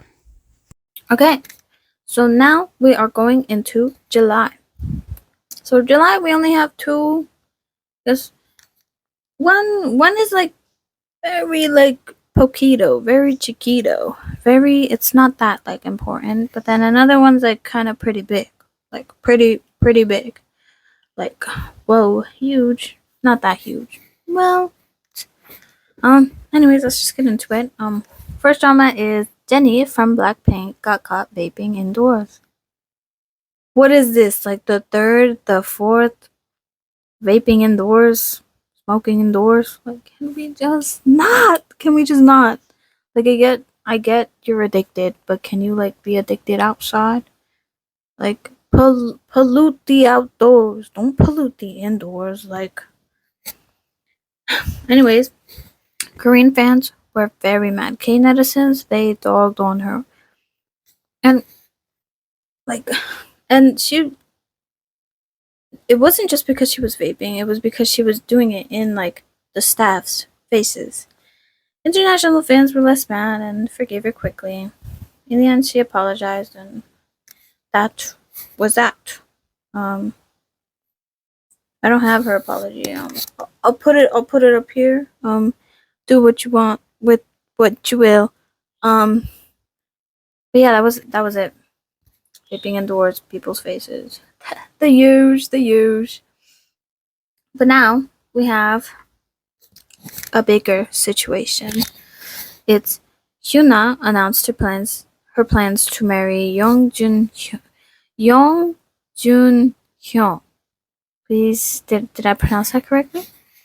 If you don't know who Young Jun Hyun is, well, you're in for a not so good treat. To put it simply, Young is a part of the Burning Sun case. This case exposed many Korean celebrities for allegedly raping and filming sexual acts without consent. If you want a more in-depth look into the Burning Sun case, I would recommend Stephanie Sue's Rotten Mango video on it. It'll be in the description. She did a really good job explaining it. Yuna got much hate because you're dating someone who is like did that allegedly. But what disappointed fans even more is that she heavily inspired women's empowerment. So her marrying a guy that did these things allegedly was just crazy. And I say allegedly, but let's be real. But like allegedly, sorry, I don't want to die from crazy people. I don't know. But the only good thing Hyuna was able to do this year was give us a good meme. 뭐라고요? I'm not cool. And she really wasn't cool. She really wasn't.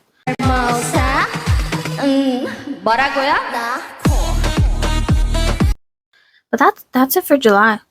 Tell me if I missed anything, cause two for July, it feels weird. Like I feel like there should be more. I'm glad there isn't more, but now we move on to August. So for August we have 1, 2, 3, 4, and 5. We have 5 dramas, controversies, or whatever you want to call them. So the first one is the Soyeon World Tour drama. At the beginning of G-Idol's World Tour, Soyeon had a special stage where she sang "Is This Bad bitch number. The twist is, she added a new verse which says, "Fuck the contract ends in November," in Korean. Hours after this, Cube released a statement saying, "It's just a performance. It's not true." Many netizens supported what Soyeon did, and were hoping that what she said was true, because as we know, Cube is not, like, no entertainment business is good. At least for now. Let's hope in the future they get better, or we get new better entertainments. Or like a lot of idols are making their own entertainment companies. Like Lisa made her own. I'm pretty sure a bunch have made their own. But yeah, Soyeon then came out to say that Cube knew about the new verse and that they rehearsed it many times before, which contradicted what Cube said about them not knowing. Cube later responded saying that they did know about the new verse and they would keep discussing with G-Idol. Why do I keep saying G-Idol? Idols. You don't say the G.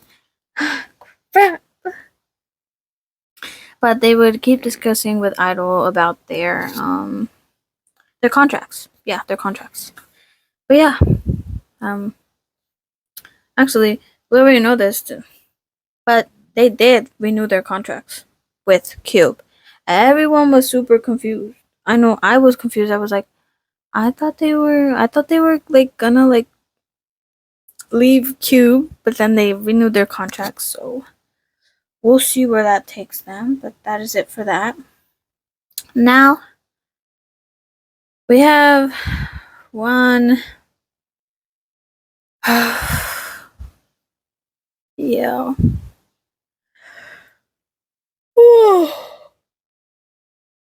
Yeah.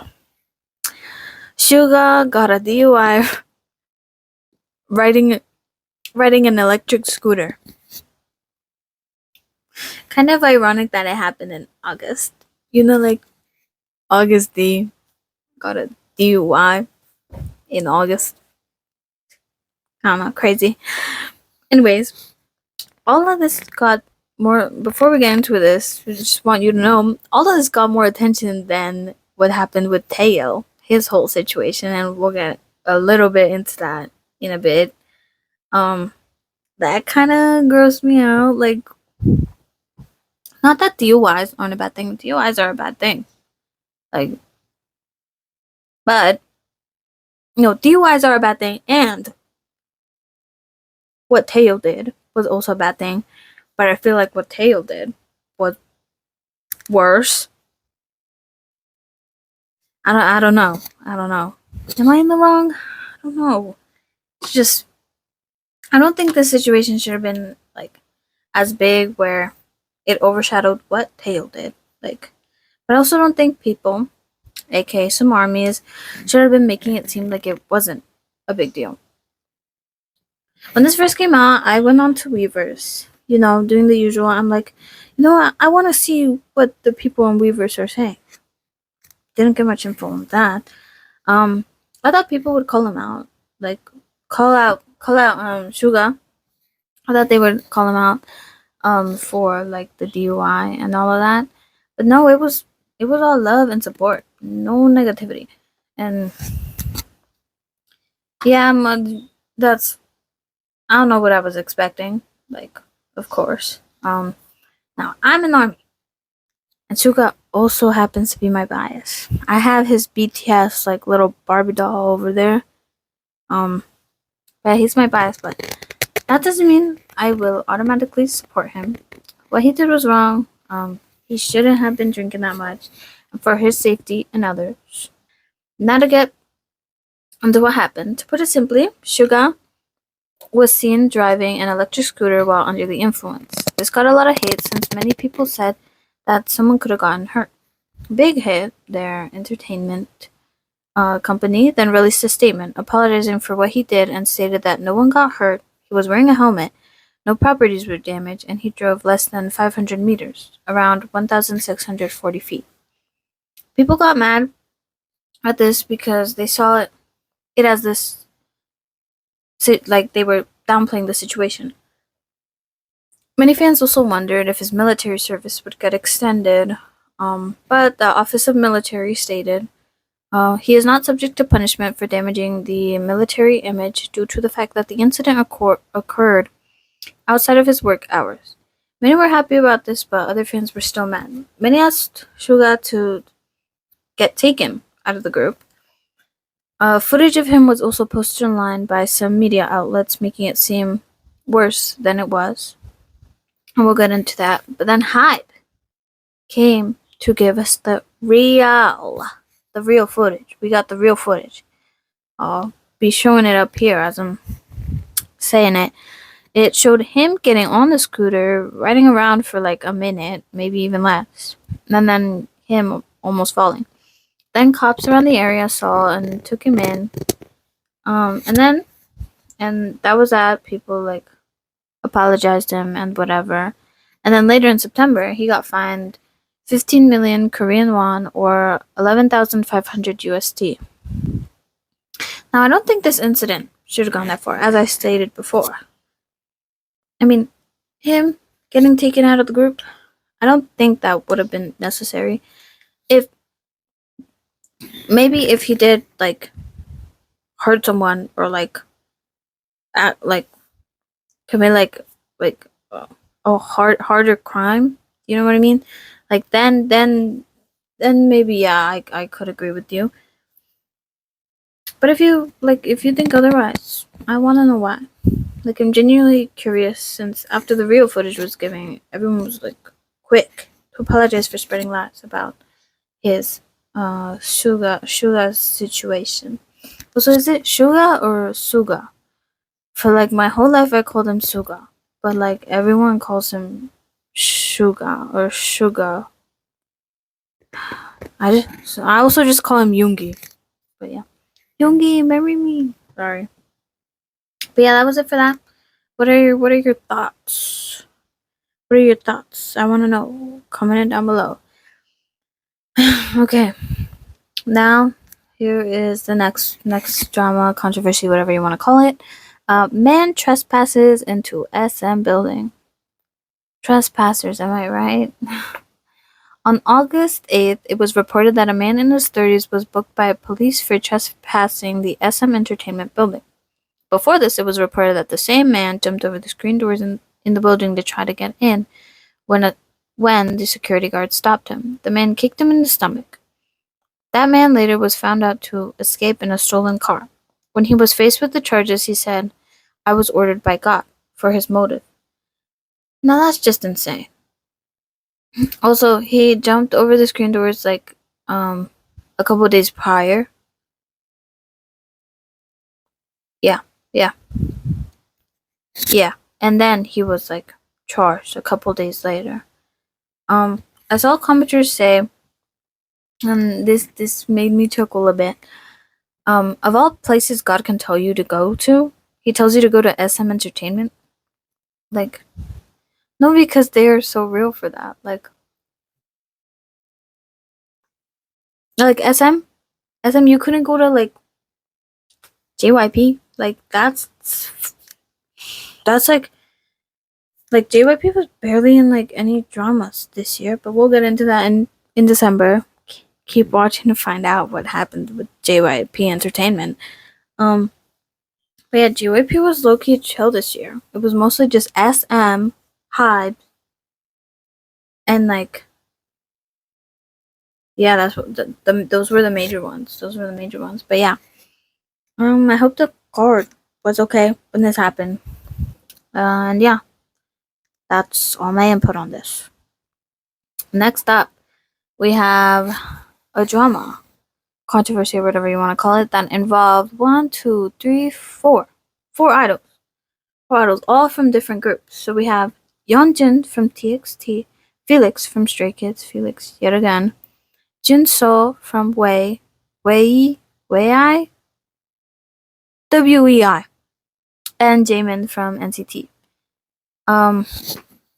Yeah, a lot of idols, right? Yeah, like I just said. And what do they all have in common? They all happen to post on their social medias something related to Japan on the 15th of August. What's on the 15th of August, you may ask? Well, it is the National Liberation Day for of Korea. For those that don't know, National Liberation Day of Korea is a public holiday celebrated annually on the 15th of August in both South and North Korea. It commemorates the day when Korea was liberated from 35 years of Japanese colonial rule. Now, what do the idols posts have to do? Well, many Korean citizens found it rude that the idols posted something related to Japan on this specific day. Many argued that the idols didn't mean to be rude towards the holiday and that it was just a coincidence. All idols involved apologized immediately. Some netizens still didn't accept it, but most did. I don't have much to say on this since I'm not Korean and I don't connect with the significance of the holiday. But to those I can't talk for the life of me. But to those that do, what are your thoughts? I don't know. The situation was just like kind of weird.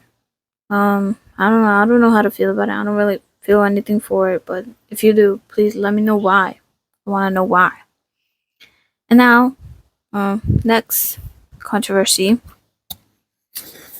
is the big one. Taeil was removed from NCT after it was found out that he was being investigated for a sexual crime. This will come up more in the October section. I decided to split it up. I don't know why I asked my past self. I will only briefly talk about it because many others in the community have already talked about it better than I can. So, and those videos will be sourced in the subscription. Those videos will be sourced in the subscription. Description in the description. Okay, description.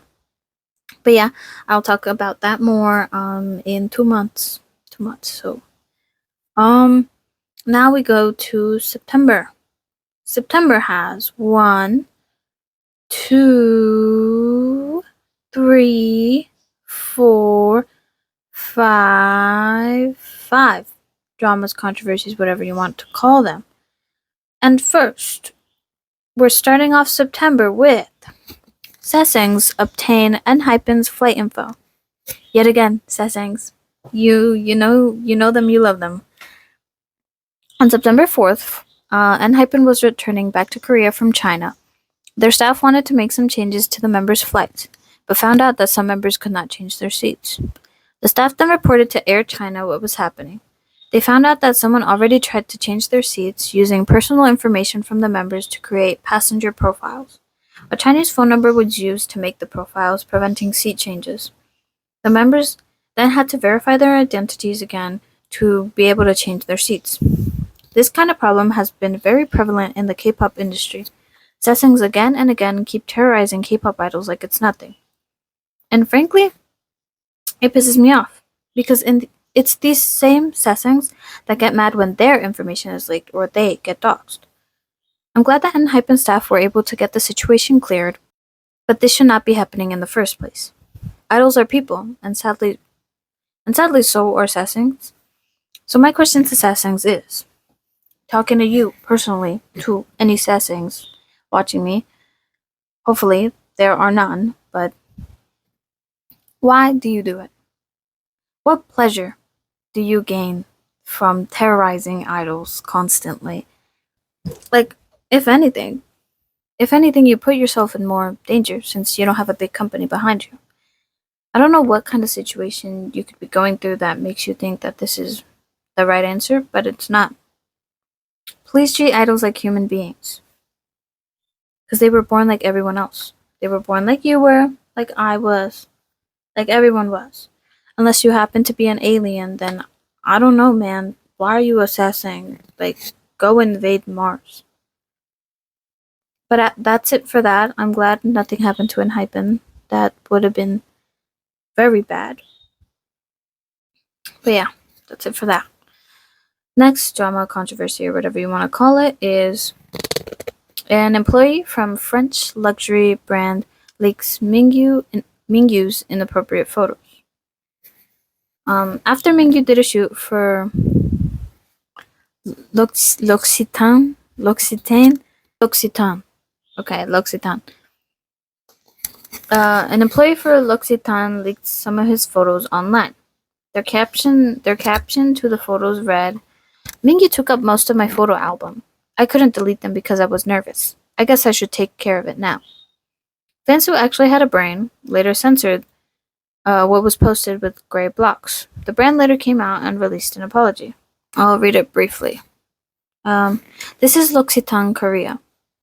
We sincerely apologize for the recent incident involving the unauthorized release of photos from the L'Occitane Asia Ambassador campaign, which was improperly distributed on the personal social media account for one of our employees. We acknowledge that there is no excuse for this breach and fully accept responsibility to what has occurred. The employee involved has been completely removed from all duties and immediate disciplinary suspension has been enforced. We deeply regret the occurrence and fully accept responsibility. Once again, we sincerely apologize to the artist and all the fans. Many fans were mad that the employee only got suspended and not fired. And let me just say this. Who in their right mind posts photos of someone without their permission? Like, come on. You wouldn't like it if they did that to you. You wouldn't unless you're a freak. But like I said with the Enhypen situation, idols are human. They are people. They are Homo sapiens, just like all of us, unless you're an alien, like I stated before. We're back. I got my hot glue gun back. It's been like 2 months. It's only been 3 months. But yeah. That was that. Respect idols. Right a place. Thank you. Next, drama, controversy, whatever you want to call it. Man trespasses into Hybe HQ. Oh my gosh. Oh my gosh. Another trespass. I yelled out with joy. Just kidding, there is no joy. Because on September 12th, a man entered the Hybe building. How, you may be asking? Through an underground area. Where is this underground area, girl? I don't know. And want to know how long he stayed in there? Do you want to know? I'll give you a quick sec. 3, 2, 1. If you guessed 3 days, congrats! You win this pack of great value gummies. But yeah, he was in there for 2 nights and 3 days. What the fuck? On the second day, the Hype staff finally started having suspicions of the trespasser. On the second day. Then they filed a police report. The police investigation revealed the man was unemployed and did not engage in theft or carry weapons during the incident. While he stayed in Hype HQ, he used facilities such as the cafeteria used by Hype trainees and staff. When getting investigated, he later said he was an American investor. So that's it for that. I don't really know how to feel. But from the info we got, I feel like he wasn't trying to do anything bad to Hybe or any of the trainees or idols there. I think he just needed somewhere to stay. But that's just what I think. I don't understand why he specifically go to the Hybe building. I feel like if you're going to Hybe, you have malicious intent because they're a big company and they house a lot of famous idols. But what are your thoughts? Comment down below. Next. Can you believe it? Backhand smokes indoors in the cow. Can people just not smoke indoors? Is it a really big challenge? No, I'm looking at you. I'm looking at you right now. Can you not smoke outdoors?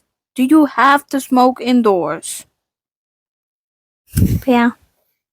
You know the deal. People got mad and the company issued an apology. Here's the apology. See, I'm tired of all these indoor smokers. Hello, this is INB100. We sincerely apologize to everyone who has experienced discomfort due to the recent indoor smoking controversy involving our artist Baekhyun. At the time, Baekhyun and our staff were completely unaware that electric cigarettes were prohibited in Macau. During a meal with the staff after performing in Macau, Baekhyun unconsciously used an electronic cigarette as the conversation deepened. Must have been very deep, huh? Baekhyun feels deeply sorry for disappointing many fans due to his careless actions. Both Baekhyun and our company will be more vigilant to ensure that such incidents do not occur again. Blah blah blah blah blah blah yada yada. Y'all know what I think. Idle or not, don't smoke indoors. This has been my TED Talk. Thank you. Genuinely, like smoking indoors. Like, that conversation must have been deep if you're just like imagine. Okay, I'm role playing Baekhyun, right? Pretend you're talking to me. Yeah. Yeah. Oh, yeah. Yeah, no, I agree too. I agree. Yeah, no, I agree. A lot. No hate to Baekhyun, though. Well, no. I love your music. Bambi was really good. I really like, shit, what's it called? Why do I have twice as cry for me? No, it's like crying like crying for you. I cry for you. No, I really like this song. I like binged it for like a good month. Anyways, last drama controversy, whatever you want to call it. This is just petty. Okay? This isn't even. Yeonjun got backlash for gum. Go hit that gong. Dude, I freaking love that song. Like always, haters just happen to be. The haters for this drama happen to be Korean netizens. Now, mucha. Guys, people. I'm not trying to be racist or discriminatory in any way by saying this, but it is true. Almost every nitpick and drama comes from Korean netizens. Like, and I'm mostly talking about like small stuff, like what we're about to talk about. Like genuinely, I don't mean to like be rude or anything. I'm sorry if it comes off that way. Like, that is not my intention at all. But most of these dramas, they like start because one K netizen is like, oh no, I don't agree with this. And I'm not saying all K netizens are bad. It's just the bad ones speak up more. Like, Just wanted to add, like, yeah, I'm sure most K netizens are probably like the sweetest people ever. Like, I've seen so many sweet K netizens, but like, I just hate that the annoying ones that like love making drama over petty stuff they're just like louder than the nice people. That's just like what I wanted to say. I'm not sure if I got my point across. You know what I mean? basically, to get into the drama, K netizens were hating on Yeonjun's new comeback from September 19th. You're probably asking, who could hate on Gum? It's such a bop. Well, these people didn't like the choreography for the song. Oh, if you have seen it, then you would know what I'm talking about. Basicamente, there's a move where he's thrusting in the air or whatever. You're probably like seeing it right now on the screen. But the K netizens were not okay with this. They were not okay with this. Some stated, I wish male idols would stop doing such suggestive dance. I really don't like it. And they also stated, the second one is really too much. It keeps drawing attention. Now, I can understand how this dance can be uncomfortable to watch. But guess what? You don't have to watch it. Honey, you don't have to watch it. Baby girl, it's okay. No one is forcing you to watch it. Like, and like, it's drawing attention. Like, you're the one looking at it. It drew your attention. It did what it's supposed to do. Like, no sé lo que quieres de los freaking artists. Like, ¿qué quieres de Yeonjun? Él no hizo nada mal. And we'll get into that, according to Koreaboo, despite a few defending Yeonjun's performance and praising his dance skills, whose comments had more dislikes than likes, the majority of comments leans negative. And for those hating on Yeonjun himself, just know that he didn't even choreograph. Like, he didn't choreograph the whole song. It was Sienna Lao.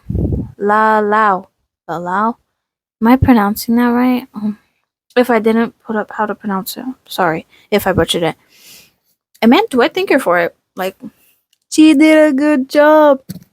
That split, I'm not sure if like Yeonjun also had a part of it. He probably did have a part of it. But whoever, that split, OMFG, that split. When I first saw it, I was like, what? And I saw it again and I was like, what? And then I saw it again and I was like, what? And then I'm still in awe. Because it was really cool. Anyways, I don't think Yeonjun nor Sienna should get hate. Firstly, because it's just a dance. And it really does no harm. And if it did you harm, I don't know, bro. I don't know. And the dance covers that came out for it, they were absolutely magnificent. They were so good. I'll post them up right here. Those dance covers. Anyways, I'll come back for October. I have to go eat lunch. Okay, so guess what?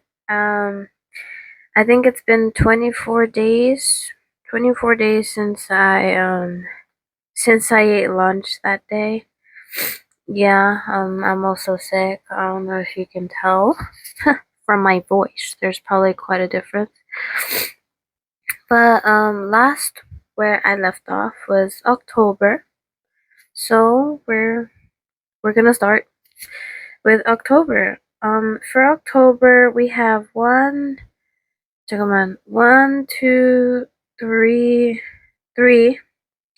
We have 3 dramas, controversies, or whatever you want to call them. The first one is serious. It's a crime. We've all heard about this, especially if you are an NCT fan like I am. It is the Taeil situation. I'm not gonna go into it in depth. I don't think I could manage talking about it for that long. But there are a lot of articles and news talking about it. So I will link them down in the description. But yeah, in October, Taeil was found to be investigated for quasi-rape. Under South Korean law, the charge of quasi-rape refers to sexual assault committed while armed with a weapon or with 2 or more people acting in concert against a victim in a vulnerable state. This includes being under the influence of alcohol or drugs. He could go to jail for about 7 years to life. But as we know, the Korean law system, it's most likely going to be less. I hope I'm wrong. And as of now, even still, January 2025, he still has not addressed it publicly. As from what I know, I haven't really checked, but I'll correct myself if I'm wrong. But yeah, that situation, I mean, it's really sad, really. As I think I became I knew about NCT back in the day, back in my day. But I think last year, 2024, I got like seriously got into them. They were like my ult for a while, but then it became CB1. But when I heard about what Taeil did, man, I was disappointed. But see, that's what like a lot of we've seen a lot of idols and like celebrities like get into crimes of that sort. Sadly, it's very prevalent in in Korea, South Korea. I don't know. I was just really disappointed. But and there are still people that support him. Sadly, probably because they don't want to believe that he actually did it. I mean, it's all alleged. Um, so I do have to say that. Um, but yeah, I'll put resources for um for if you want to know more about the situation. But yeah, um, I don't really know how to move on from this. But I don't know. I'll insert like a clip of my dog. Yeah.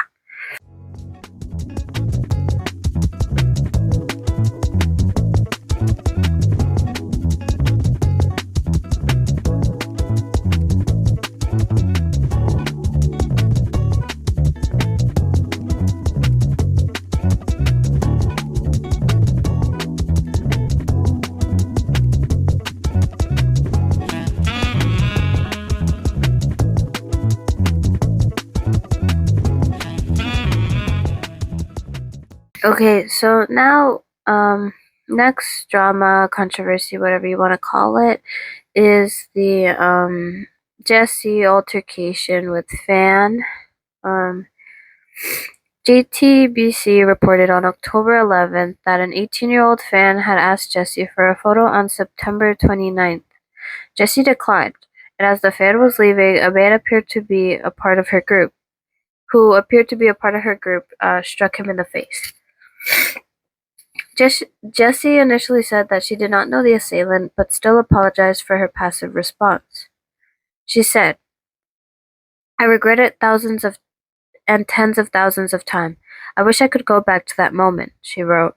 "If I had taken a picture, protected the victim more actively, gone straight to the police, or apologized properly, the victim wouldn't have suffered this much." Korea Jungan Daily. After the incident, Jessie's company was then informed the public that they terminated their contract with Jessie. I'm not sure if this was because of the incident, um, but really, Jessie had nothing to do with this incident, and I don't think she should have apologized. I think the other guy that actually assaulted the victim should have apologized, I,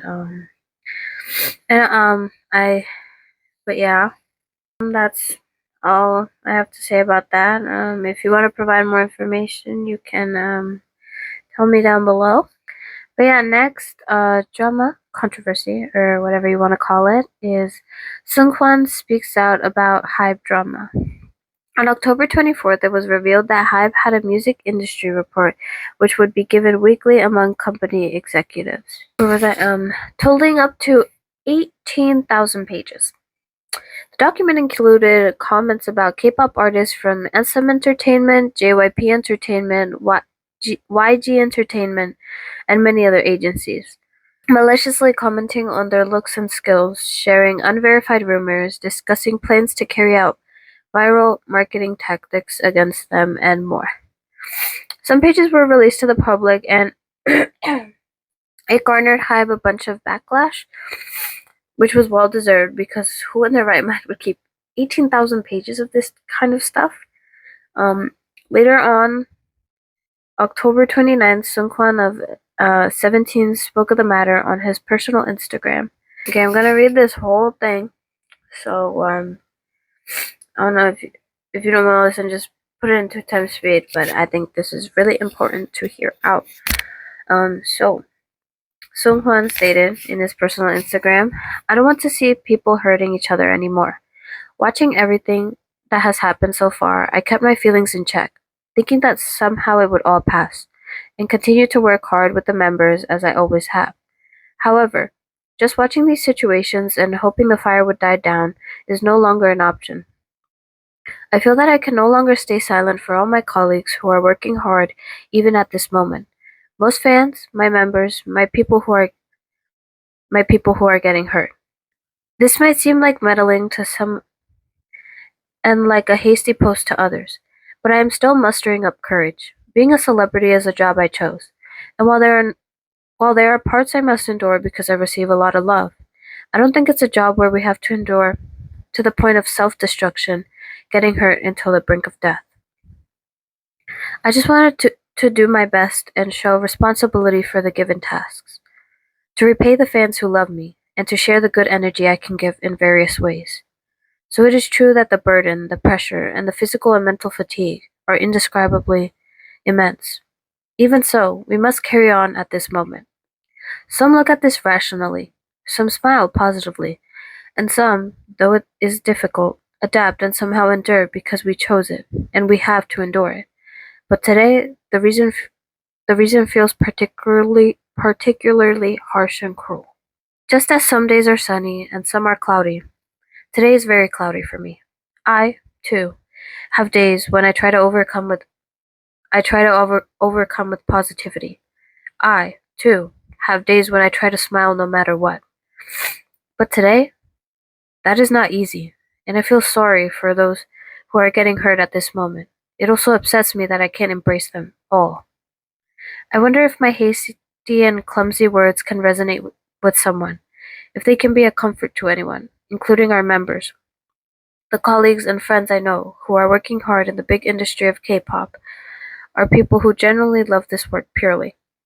Because they are so sincere, they also get hurt. And because they love so much, they sometimes feel empty. But still, they live each day giving and receiving love for themselves, their members, their families, and their fans. What I want to convey clearly is that we are not people who have been working so easily and smoothly that we can be judged lightly. We have experienced enough pain, fallen apart, and somehow overcome it. Putting in tenacious effort to show our best on stage for our fans. I hope people don't take idols lightly. You don't have the right to easily intrude on our narrative, not just us, but other artists as well. We are not your items. I hope you don't think you can use and enjoy us as you please. All our physical energy is drained, even just from 1 week of show music promotions, despite also handling advertisements, events, performances, and other scheduled activities. Meanwhile, there are my colleagues these days who greet me warmly with a smile even more than I do. Whenever that happens, I smile and greet them back. This is all I can do for them. When they greet me with a bright smile, the single moment is precious and grateful. And even a seemingly formal greeting, followed by a single line of a colleague's message, written in an album they give me, provides me strength when I'm exhausted. I just hope everyone can work without getting hurt and stay healthy. I also like the challenge culture. Whether we are close or not, creating a challenge video together, dancing to each other's songs in a place other than the stage, is beautiful when we are in the prime of our youth, creating even a small memory together. It's even better if fans enjoy watching it. Even if we don't know each other, I like that we can exchange a small word of encouragement to each other, saying, "Whiting, gain strength," for promotions. Within the awkward and embarrassing atmosphere at the end of the shoot, meeting with respect and being able to help, even a little, is meaningful and something to be thankful for. I need to make an effort first, but I hope we can all be a little warmer. Watching with warmth, supporting, loving.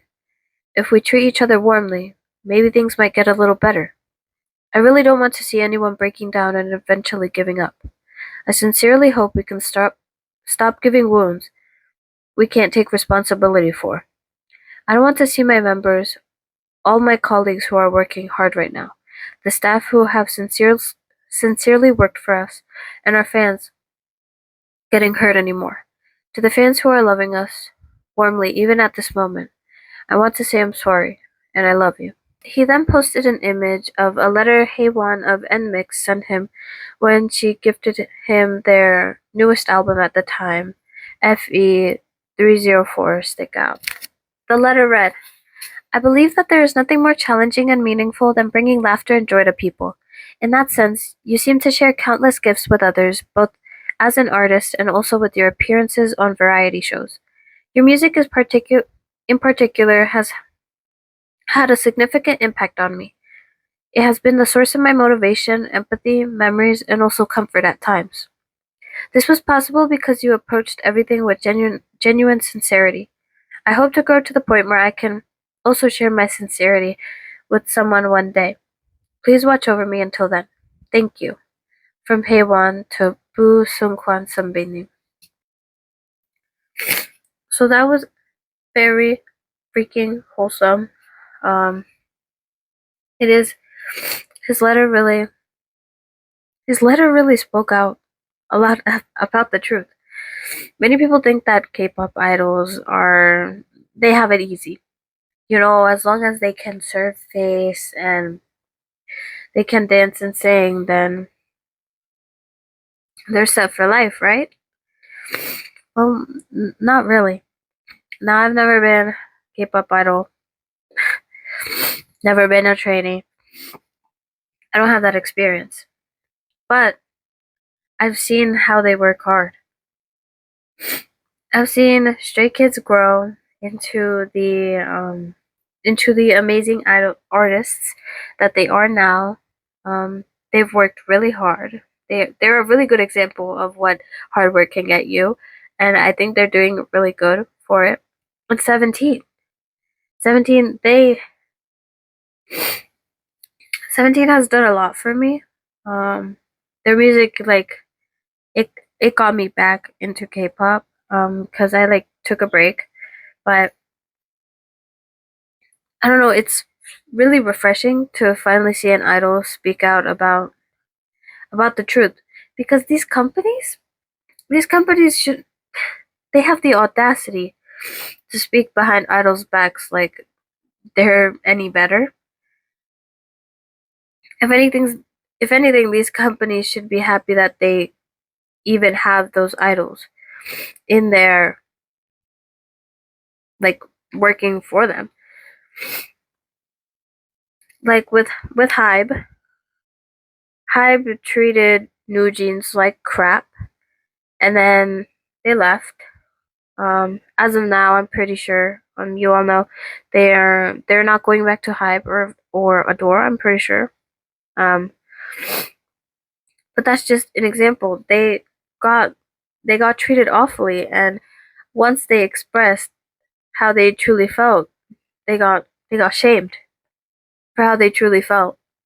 Do you know how crazy that is? The K-pop industry really has changed a lot.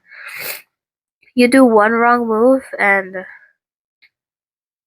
a whole community is against you. We saw it with we're going to see it now when we get into November.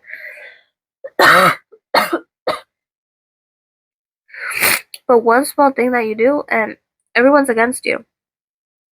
And that's why I think the K-pop industry is really, really toxic. I'd like to make a video about it in the future. But it really disappoints me because after K-pop got more westernized, a lot of things changed. Also with the challenge videos, dude, the amount of challenge videos that idols have to pop out every day, there's no tomorrow. They release a single, 50 new shorts, reels, TikToks. And the sad thing is they don't get a break. They don't get a break. We saw with ENHYPEN last year. They were literally from world tour to world tour. Also TXT. They got their break, but then now they have another world tour coming up, which is very ironic. You give them a break, and then once the break is over, they gotta get back to work. And I get that, after breaks, they're gonna have things to do, but this a whole world tour right after a break. And during that break, they're probably not even having a full on break. They're probably still practicing, but they're just not in the public or variety shows or like award shows or any of that. But enough of me ranting. That was it for the Sungkwan thing. I'm glad he talked about it. I'm glad it was a member of 17 because they are really respected. So, and they have the influence, the power to tell people to like, yo, that's not cool. And it wasn't. But thank you, Sungkwan, and Haewon of NMIX. So before we like get into December or whatever, I just wanted to come and check in. Like, how are you doing? Is the video good? Any feedback would be great. Just wanted to remind you about that. But yeah, thank you for watching for this long, and I hope you'll continue to watch the video. Yeah. Without a further ado, let's get on to November. We have 1, 2. We only have two dramas, controversies, whatever you want to call them, for November. So, first, drama, controversy, whatever you want to call it. Sunghan returns to Rise after his 10-month hiatus. As I was saying before, Sunghan is a prime example of how idiotic the K-pop industry can be. But let me talk about it now. OT6 fans got mad and started to protest his return. 2 days later, he got permanently removed from the group. 2 days later, he was away for 10 months. Literally nothing on him. We do nothing. Then he finally comes back. And foreign fans they're happier. And Korean netizens were clearly upset. And because the Korean netizens were upset, he got permanently removed from the group. What did the K netizens do? They sent funeral wreaths. They sent funeral wreaths to the SM building, and the company did not defend him. The company did not defend him at all. And it's so fucking sad. Later on, someone started a petition to get Sunghan back. But instead of bringing him back, SM pulled a Lucas, and they made Sunghan a soloist. This made fans even more disappointed and sad, including me and even people that weren't Rise fans or K-pop fans. Sunghan is said to debut this year, and he's posted on his Instagram photos that were similar to when Lucas debuted as a soloist, which sparked some controversial and major anger at SM, which valid. In the end, SM is full of crap and sucks at supporting their artists. And remember, sorry if you don't know what happened with Sunghan. All of this, he was put on hiatus because K netizens got mad that Sunghan smoked and kissed a woman.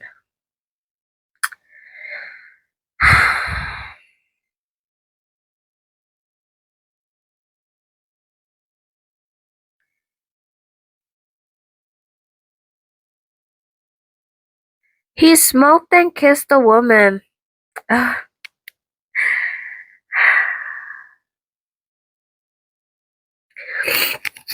is literally just human behavior. That is just human behavior.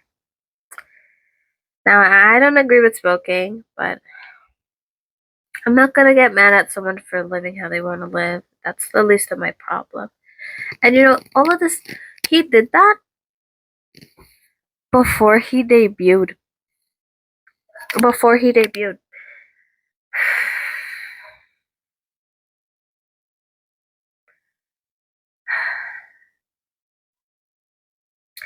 And poor Sunghan said, I think leaving the team is the best decision for everyone. I don't want to cause more confusion or hurt to the fans, and I don't want to cause more harm to the members or the company. Sunghan, you did nothing wrong. You did nothing wrong.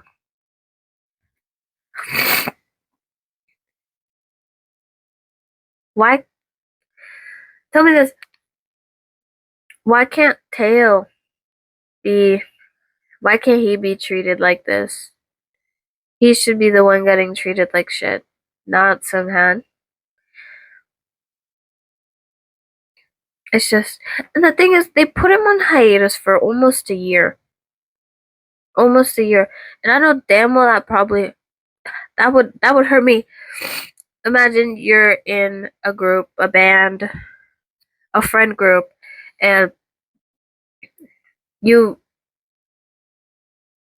can't be with your band members, your members, your friends, like for almost a whole year because you committed a little mistake in the past that isn't even that serious. Like sure, if he committed a petty crime, maybe like theft, yeah, okay, put him on hiatus. He'll learn. But all he did was smoke and kiss a woman. You can't tell me members of NCT haven't done that before. Jaehyun? Renjun, Jaehyun, was it Johnny? A bunch of NCT members were like alleged like they spoke. Or it literally came out that they spoke. They didn't get put on hiatus. They didn't get kicked out of the group. So why is it different for Sunghan? I feel really bad for him. He shouldn't have kept with SM. But what can you do? It is what it is. I don't think he's ever gonna get the real support and love he needs because a lot of people are boycotting. I as well. I don't listen to Rise anymore. Not because I hate the group. I love their music. I really liked Impossible. I don't want we need to let the company know that what they did to Sunghan isn't right. So I think you guys should boycott as well. I know that's something it's hard to do. Just stop listening to one of your favorite groups, bands, whatever. But if you want to support Sunghan, then that's what you should do. Rise is 7. Now the next drama, controversy, or whatever you want to call it, is From Is 9 announced that they were leaving Pledis/Hive. This isn't a big controversy, but I was still really mad. I was really bad. Because after they came out with their banger, they had to leave. No, but the thing is, I'm glad. Because Pledis did nothing for them. I rarely saw promotions for Supersonic, or Beat the Heat, or any of their other songs. And apparently during Supersonic and Beat the Heat, one of the members, Jihyun, had to edit the music video. She had to edit the music video for Beat the Heat. Why is this bad? Because she shouldn't be doing it. You don't see the 17 members editing their music videos. You don't see the 2US members editing their videos. Bring in Hive. I don't think New Jeans has ever edited their music videos. BTS, maybe if they wanted to, then yeah. If the member wanted to, then yeah, that'd be okay. But she most likely didn't want to. And like, HYBE not only sucks at promoting their smaller groups, but they suck at giving them the resources and love that they need and deserve. On December 23rd, Remis9 released their last song. It didn't have a music video. It didn't have concept pictures. It had nothing. But we got a song. Fuck Platus. God, November was heartbreaking. Let me know if there was anything else for November. There probably was, but I just didn't get it. Sorry. But now we go into December. December has 1, 2, 3, 4. The 4 last ones are, well, I don't know if they're the last ones, but that's what I have for now. To start off December, I'm not sure if it started off December, but this was really big. This was really big during the time. Dating rumors with Winter of aespa and Jungwon of ENHYPEN. Jungwon confirmed that they were not together. It should have ended there, right? It should have ended there. Belief threatened to take legal action against those spreading the rumors, and SM also threatened.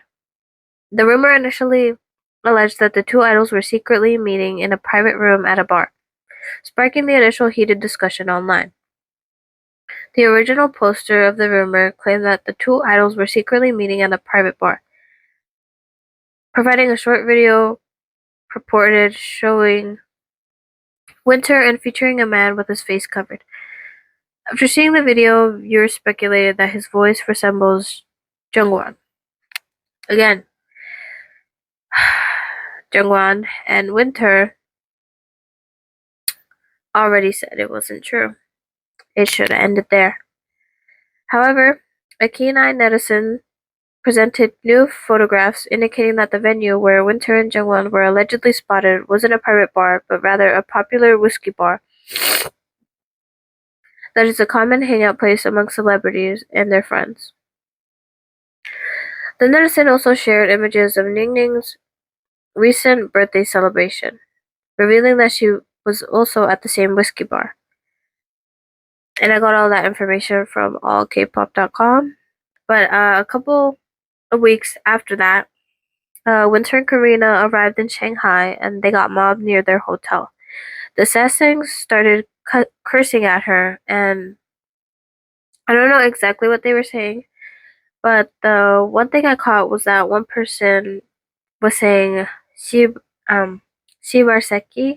Sekya, or fucking son of a bitch. That's like a loose definition. Correct me if I'm wrong.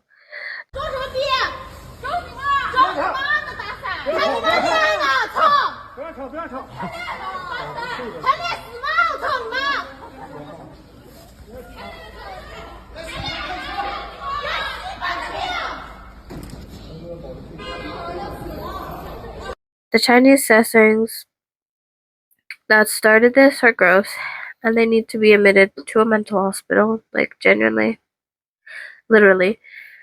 Jungwon, Winter, and both their companies literally told us there was not a thing going on, and I don't understand.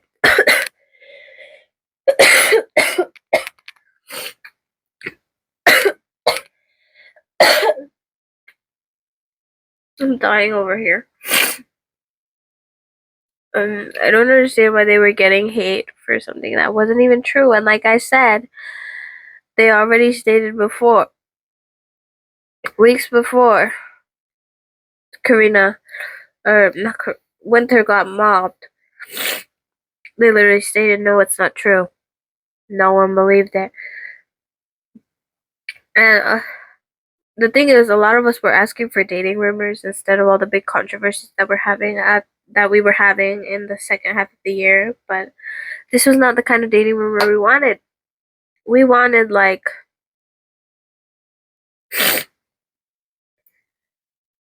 not even just dating rumor, like we wanted like something that would finally put like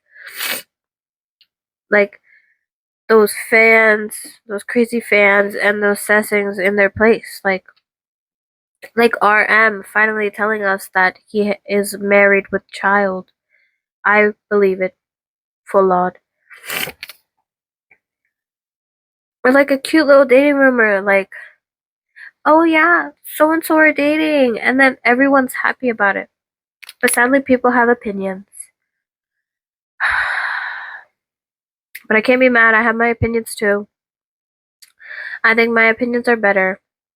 Um, in a way, in a way, in a way. I think my opinion that this was blown out of proportion. I think that's very true. There's no correcting me if I'm wrong, cause I'm not. Jungwon and Winter did not deserve that. And sorry, I got to sneeze. Woke up out. But yeah, what the hell, guys? This is not the kind of dating rumor we wanted. Why'd y'all gotta do this? I'm speaking to the fake fans at Sussex, by the way, not the good people. I love you. I love you. 사랑해 또 사랑해 더 지독하게 보고 싶어 이 음은 속에 거친 눈빛 존재 전부 Girl, you're my favorite. You're my favorite. Next, drama, controversy, whatever you want to call it. This one is serious and a crime. Wow. Were we surprised? No. KG leaves Vicha due to poor treatment. Members were abused. KG was forced to work while being injured. She wasn't allowed to drink water at the time. And all of this was due to the American branch of JYP Entertainment, but it does not excuse all the awful things that the girls had to go through. She also allegedly faced verbal and emotional abuse, and all members were purportedly pressured to conform to extreme body standards, the lawsuit claims. KG alleges that JYP USA staff ignored other members' eating disorder, which she says culminated in that member's suicide attempt in February 2024. Additionally, the suicide attempt was reportedly concealed, per KG. She says the group was instructed to lie to the child welfare worker and other staff. And that was from Teen Vogue. December 9th, JYP USA let out a statement. We deeply regret KG's decision to file a lawsuit and make unilateral public statements containing false and exaggerated claims. This action has caused significant harm to the other members of Vicha and JYP USA, who have been working diligently on their upcoming album and projects for early 2025. Now, of course, they're gonna say that what she is saying is false. What do we expect from a big company? Not much, not much. it's very freaking sad because these young girls are putting their trust. These girls and their families are putting their trust into a big company to keep them safe. And what did they not do? Keep them safe. And I know JYP probably had like nothing to do with this. It was probably just the USA branch. I don't know who owns that or whatever, but y'all are not okay in that. You need help. But it's sad that they were also putting them through like having to go through those harmful beauty standards, which are stupid. There should be no standards to begin with. Why do you care how someone looks? Beauty standards are fucking disgusting. I hope KG can win the lawsuit. I hope the girls can get the help that they need. I hope they all leave Vicha, because it wasn't going good for them anyways. But yeah, that is it for that. Next drama, controversy, whatever you want to call it. Young Posse got backlash for their winter comeback.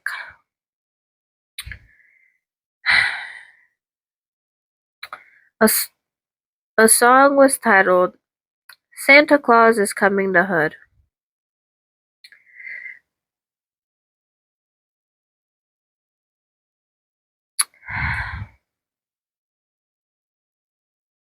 Who thought this would be acceptable?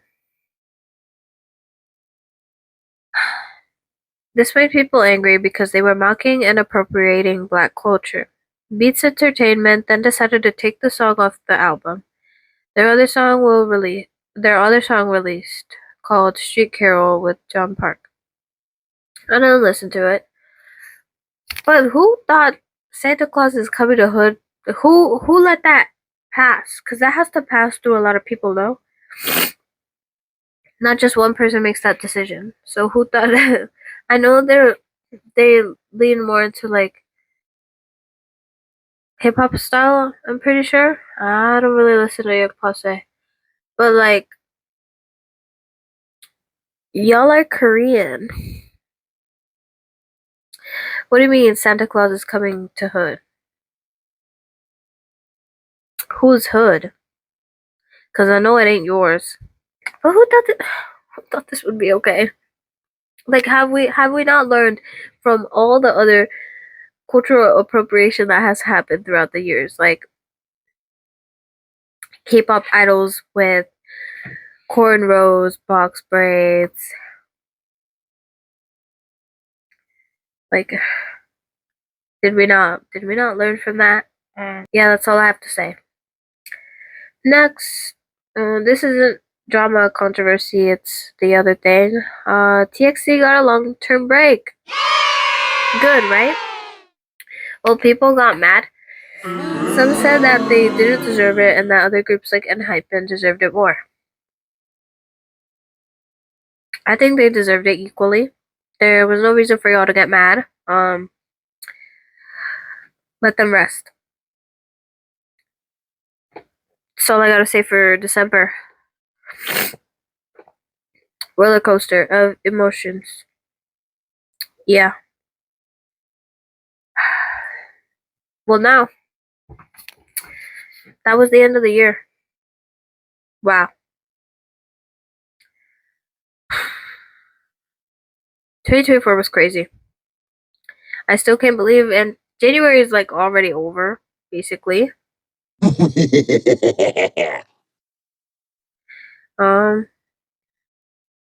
Before I end the video, I do wanna end on a good note. So I am going to name my top 5 albums of the year.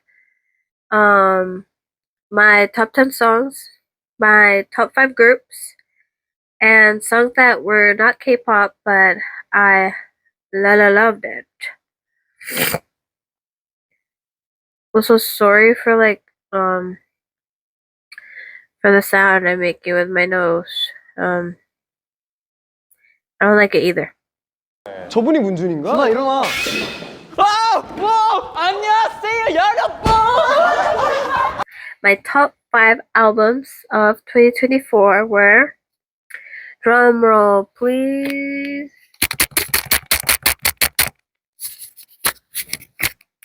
RM's Right Place, Wrong Person. Dude, this was freaking fire. This was fire flame. I listened to it for like 2 months straight. I listened to it while I was reading. And it was really good. It was really good. All the songs were not skippable, and I love the collabs. The collabs were really good. I think they really fit. Like it gave RM. And I didn't really see anyone talk about it on social media, and I was like, "Are others not loving it too?" Like, I really like this. Why is no one talking about it?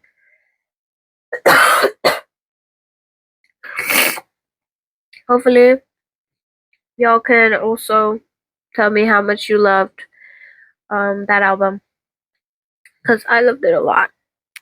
Next album is NCT 127 Walk. Yeah, there was a roller coaster of emotions that I had when this dropped, but hey, this is it's good. I really liked it. Just like RPWP, this crap was unskippable, and it ate. I really like the rap ate, vocals ate, dance ate, and the whole damn vibe ate. I really liked it. I really liked it. And then next is Boy Next Door. How? Yeah, I'm delicious. Perf. Baby boom must read it on. Think I love you more. More. I really liked Boy Next Door. Boy Next Door deserves so much more love. And I really like the new song. I love you. I shiteru. It's really, really pretty, really pretty. And I love you too. Next is Jaehyun's. Jay! Come back from the military already. You've served enough. You've served your face card for more than 2 years, so I think you can come back. Bring Taehyung with you too. I miss him. This album was really good, and it embodied Jaehyun. It really did. It really did. It really did. It was absolute bomba, bomba. See what I did there? Bomba by Kai. Yeah. Whenever I can make a K-pop reference, I'm gonna make it. I'll make sure of that. And then last one was Zero Base One, Cinema Paradise. If you know me, I really like Zero Base One. So this is no surprise. This was not bad, but so good. It was so good. Like, come on now. I really liked Insomnia. Insomnia was really good. And I liked Pada, Pada, the sea. Kind of forget the name. And Good So Bad. Bad So Good. Crap, I forgot. I really like the concept of this, and it was magnifique. Not that their other concepts don't suit them, but this one felt right. This one felt right, and I felt Jiwoo was getting the love he deserved. Ricky deserved more. And yeah, that was last year was full of boy groups. I know, right? Crazy. I didn't really listen to girl groups this much. I know. I should be, but I don't know. I haven't gotten in the group. Like I listened to girl groups for majority of 2023, but then I like shifted to boy groups. I don't know what it is, guys. Am I becoming straight? Not that I'm gay. Moving on. And I want to get back into girl groups. So suggest songs. I really liked was this year or last year? I don't know, but I really like I love Twice. You make me feel special. Just like TT. Just like TT. Ooh. But yeah, you know I love it. But yeah, please suggest girl groups down below. I want to get back into them. I miss seeing beautiful women in front of me. Momo from Twice. Don't get me started. But top 10 songs, guess what? I forgot to write them down. Somebody's a little stupid and forgot to write them down. So I'm gonna go get some right now and I'll be back. My apologies. I'm back with my top 10 songs. Back with the top 10 songs. These aren't in order, they're just in the top 10. I don't know, do you want to order them for me? If I approve you, how you order them, you get my love and appreciation. So, my top 10. Selfish Waltz by 80s. Magnifique. Perfection. I don't know, can't describe you and I. Impeccable. Impeccable. I loved Selfish Waltz. It was so good. But then Deep Dive and then I Saw My Teeth. I Saw My Teeth was really good, but I preferred Selfish Waltz, yeah. Then we have Insomnia by CB1. You heard me say that already. It's really good. Next is Runaway by ITZY Ryunjin. Ryunjin from ITZY. Runaway. So good. They deserve more love, but where are the midsies at? Where are the midsies at? Next is Unfair by Felix from Stray Kids. It was really good. It was so good. The music video was really pretty too. My life is so unfair. Then we have, now I'm probably gonna butcher this. Fraxia? Fraxia?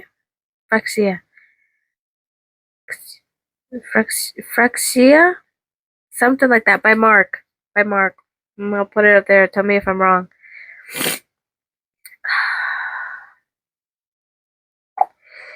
Best collab, dude. I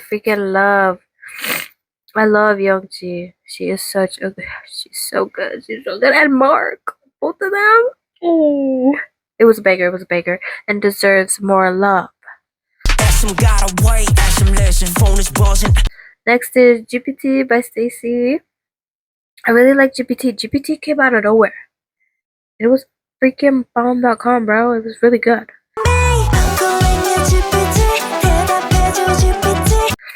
Then we have Bomb Bomb Bomb by Mitro. It had a little Latin flair to it, and I was like, oh my gosh, that's like me.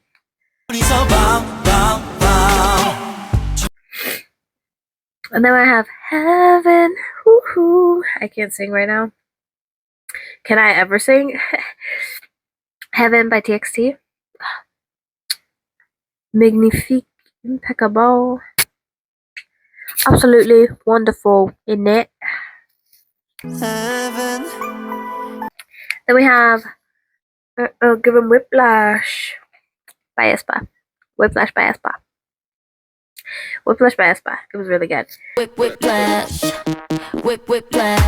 Then we have Nemo Sign. Like Nemo Sign by Yana. I really like Nemo. Can you tell? My Fantasia by SF9. Oh, holy cannoli. Holy guacamole. SF9, I recently towards the end of the year, I got into them. Their music is so good. Teardrop, Bibora. Don't worry, be happy. Cruel love. But My Fantasia really took it.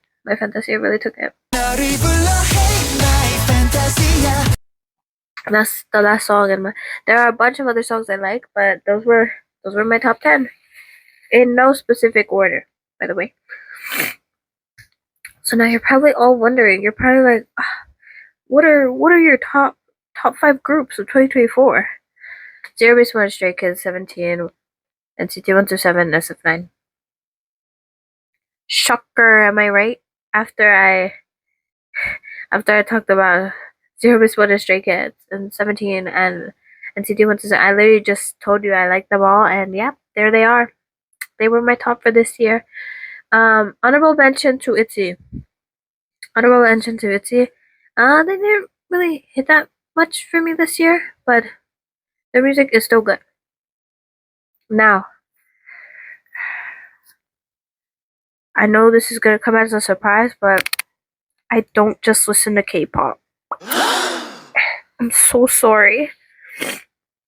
But yeah, I listen to almost every genre except country.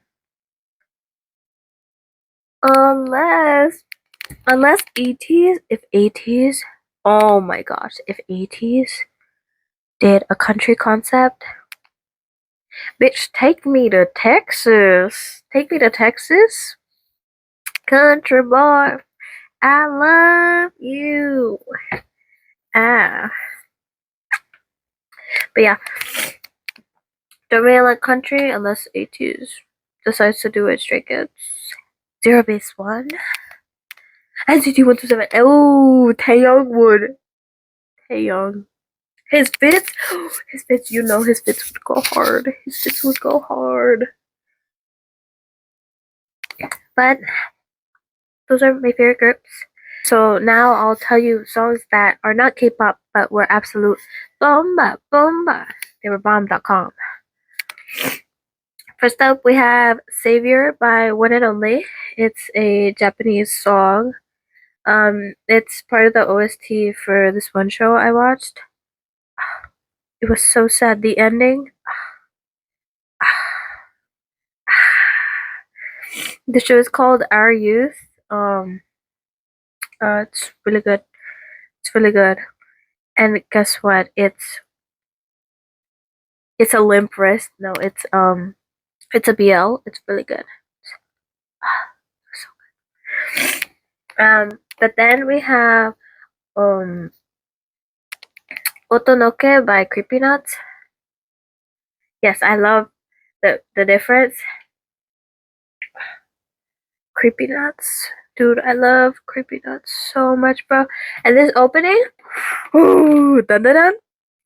I don't know if you could tell from here. Can you see that? I made that poster. I like anime. I know, right? I'm a Korea boo and a weeb. The two things that get the most flack in the world. But yeah, I really like that song. And it is so good. Streaming it 100% all the time. And then get ready for this curveball. We have Remove On by Gemini and Fourth. It's a Thai song. It is so good.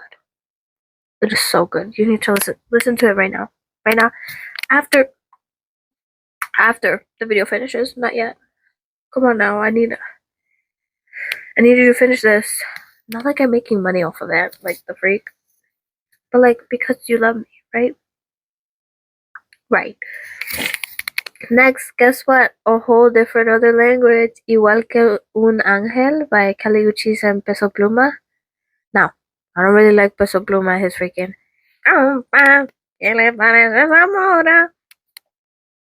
I'm sorry, he sounds like a duck.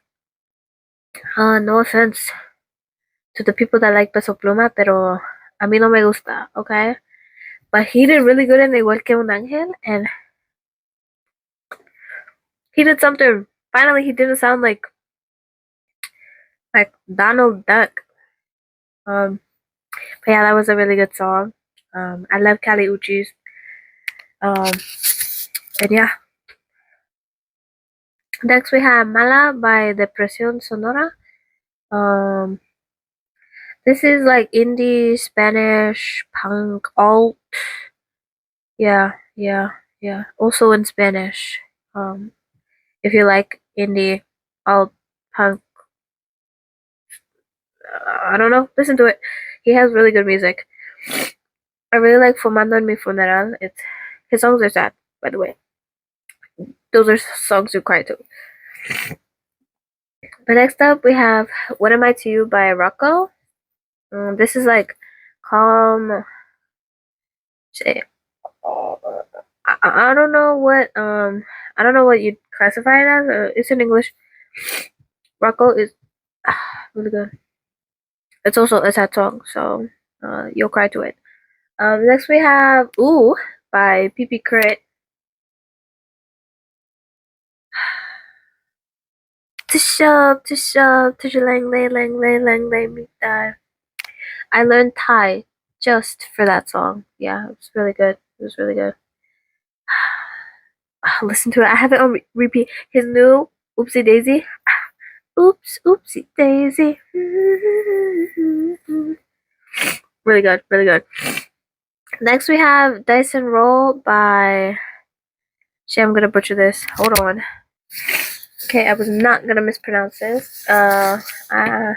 This song is Dice and Roll by Auditori.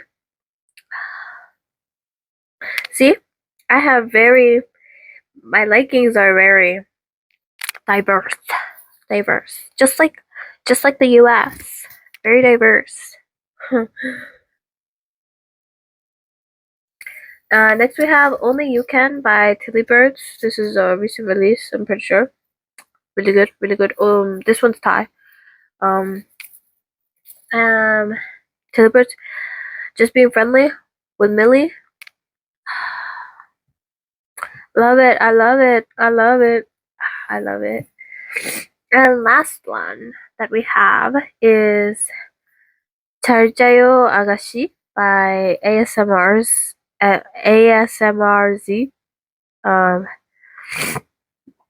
You know, I'll put up a video. I'm too embarrassed to say it. やれやれもまりの流しやれやれ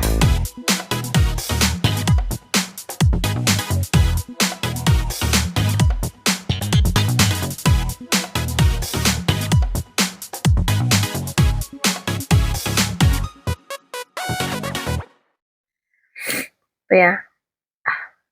Yada yada. But yeah, that's it.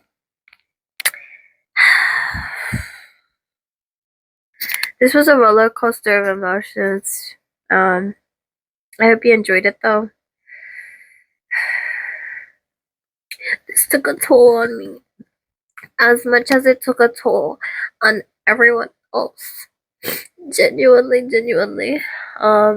I know this video was long. Thank you for making it to the end. Those that did. If you made it all the way here, post a purple heart emoji. Again, thank you a bunch.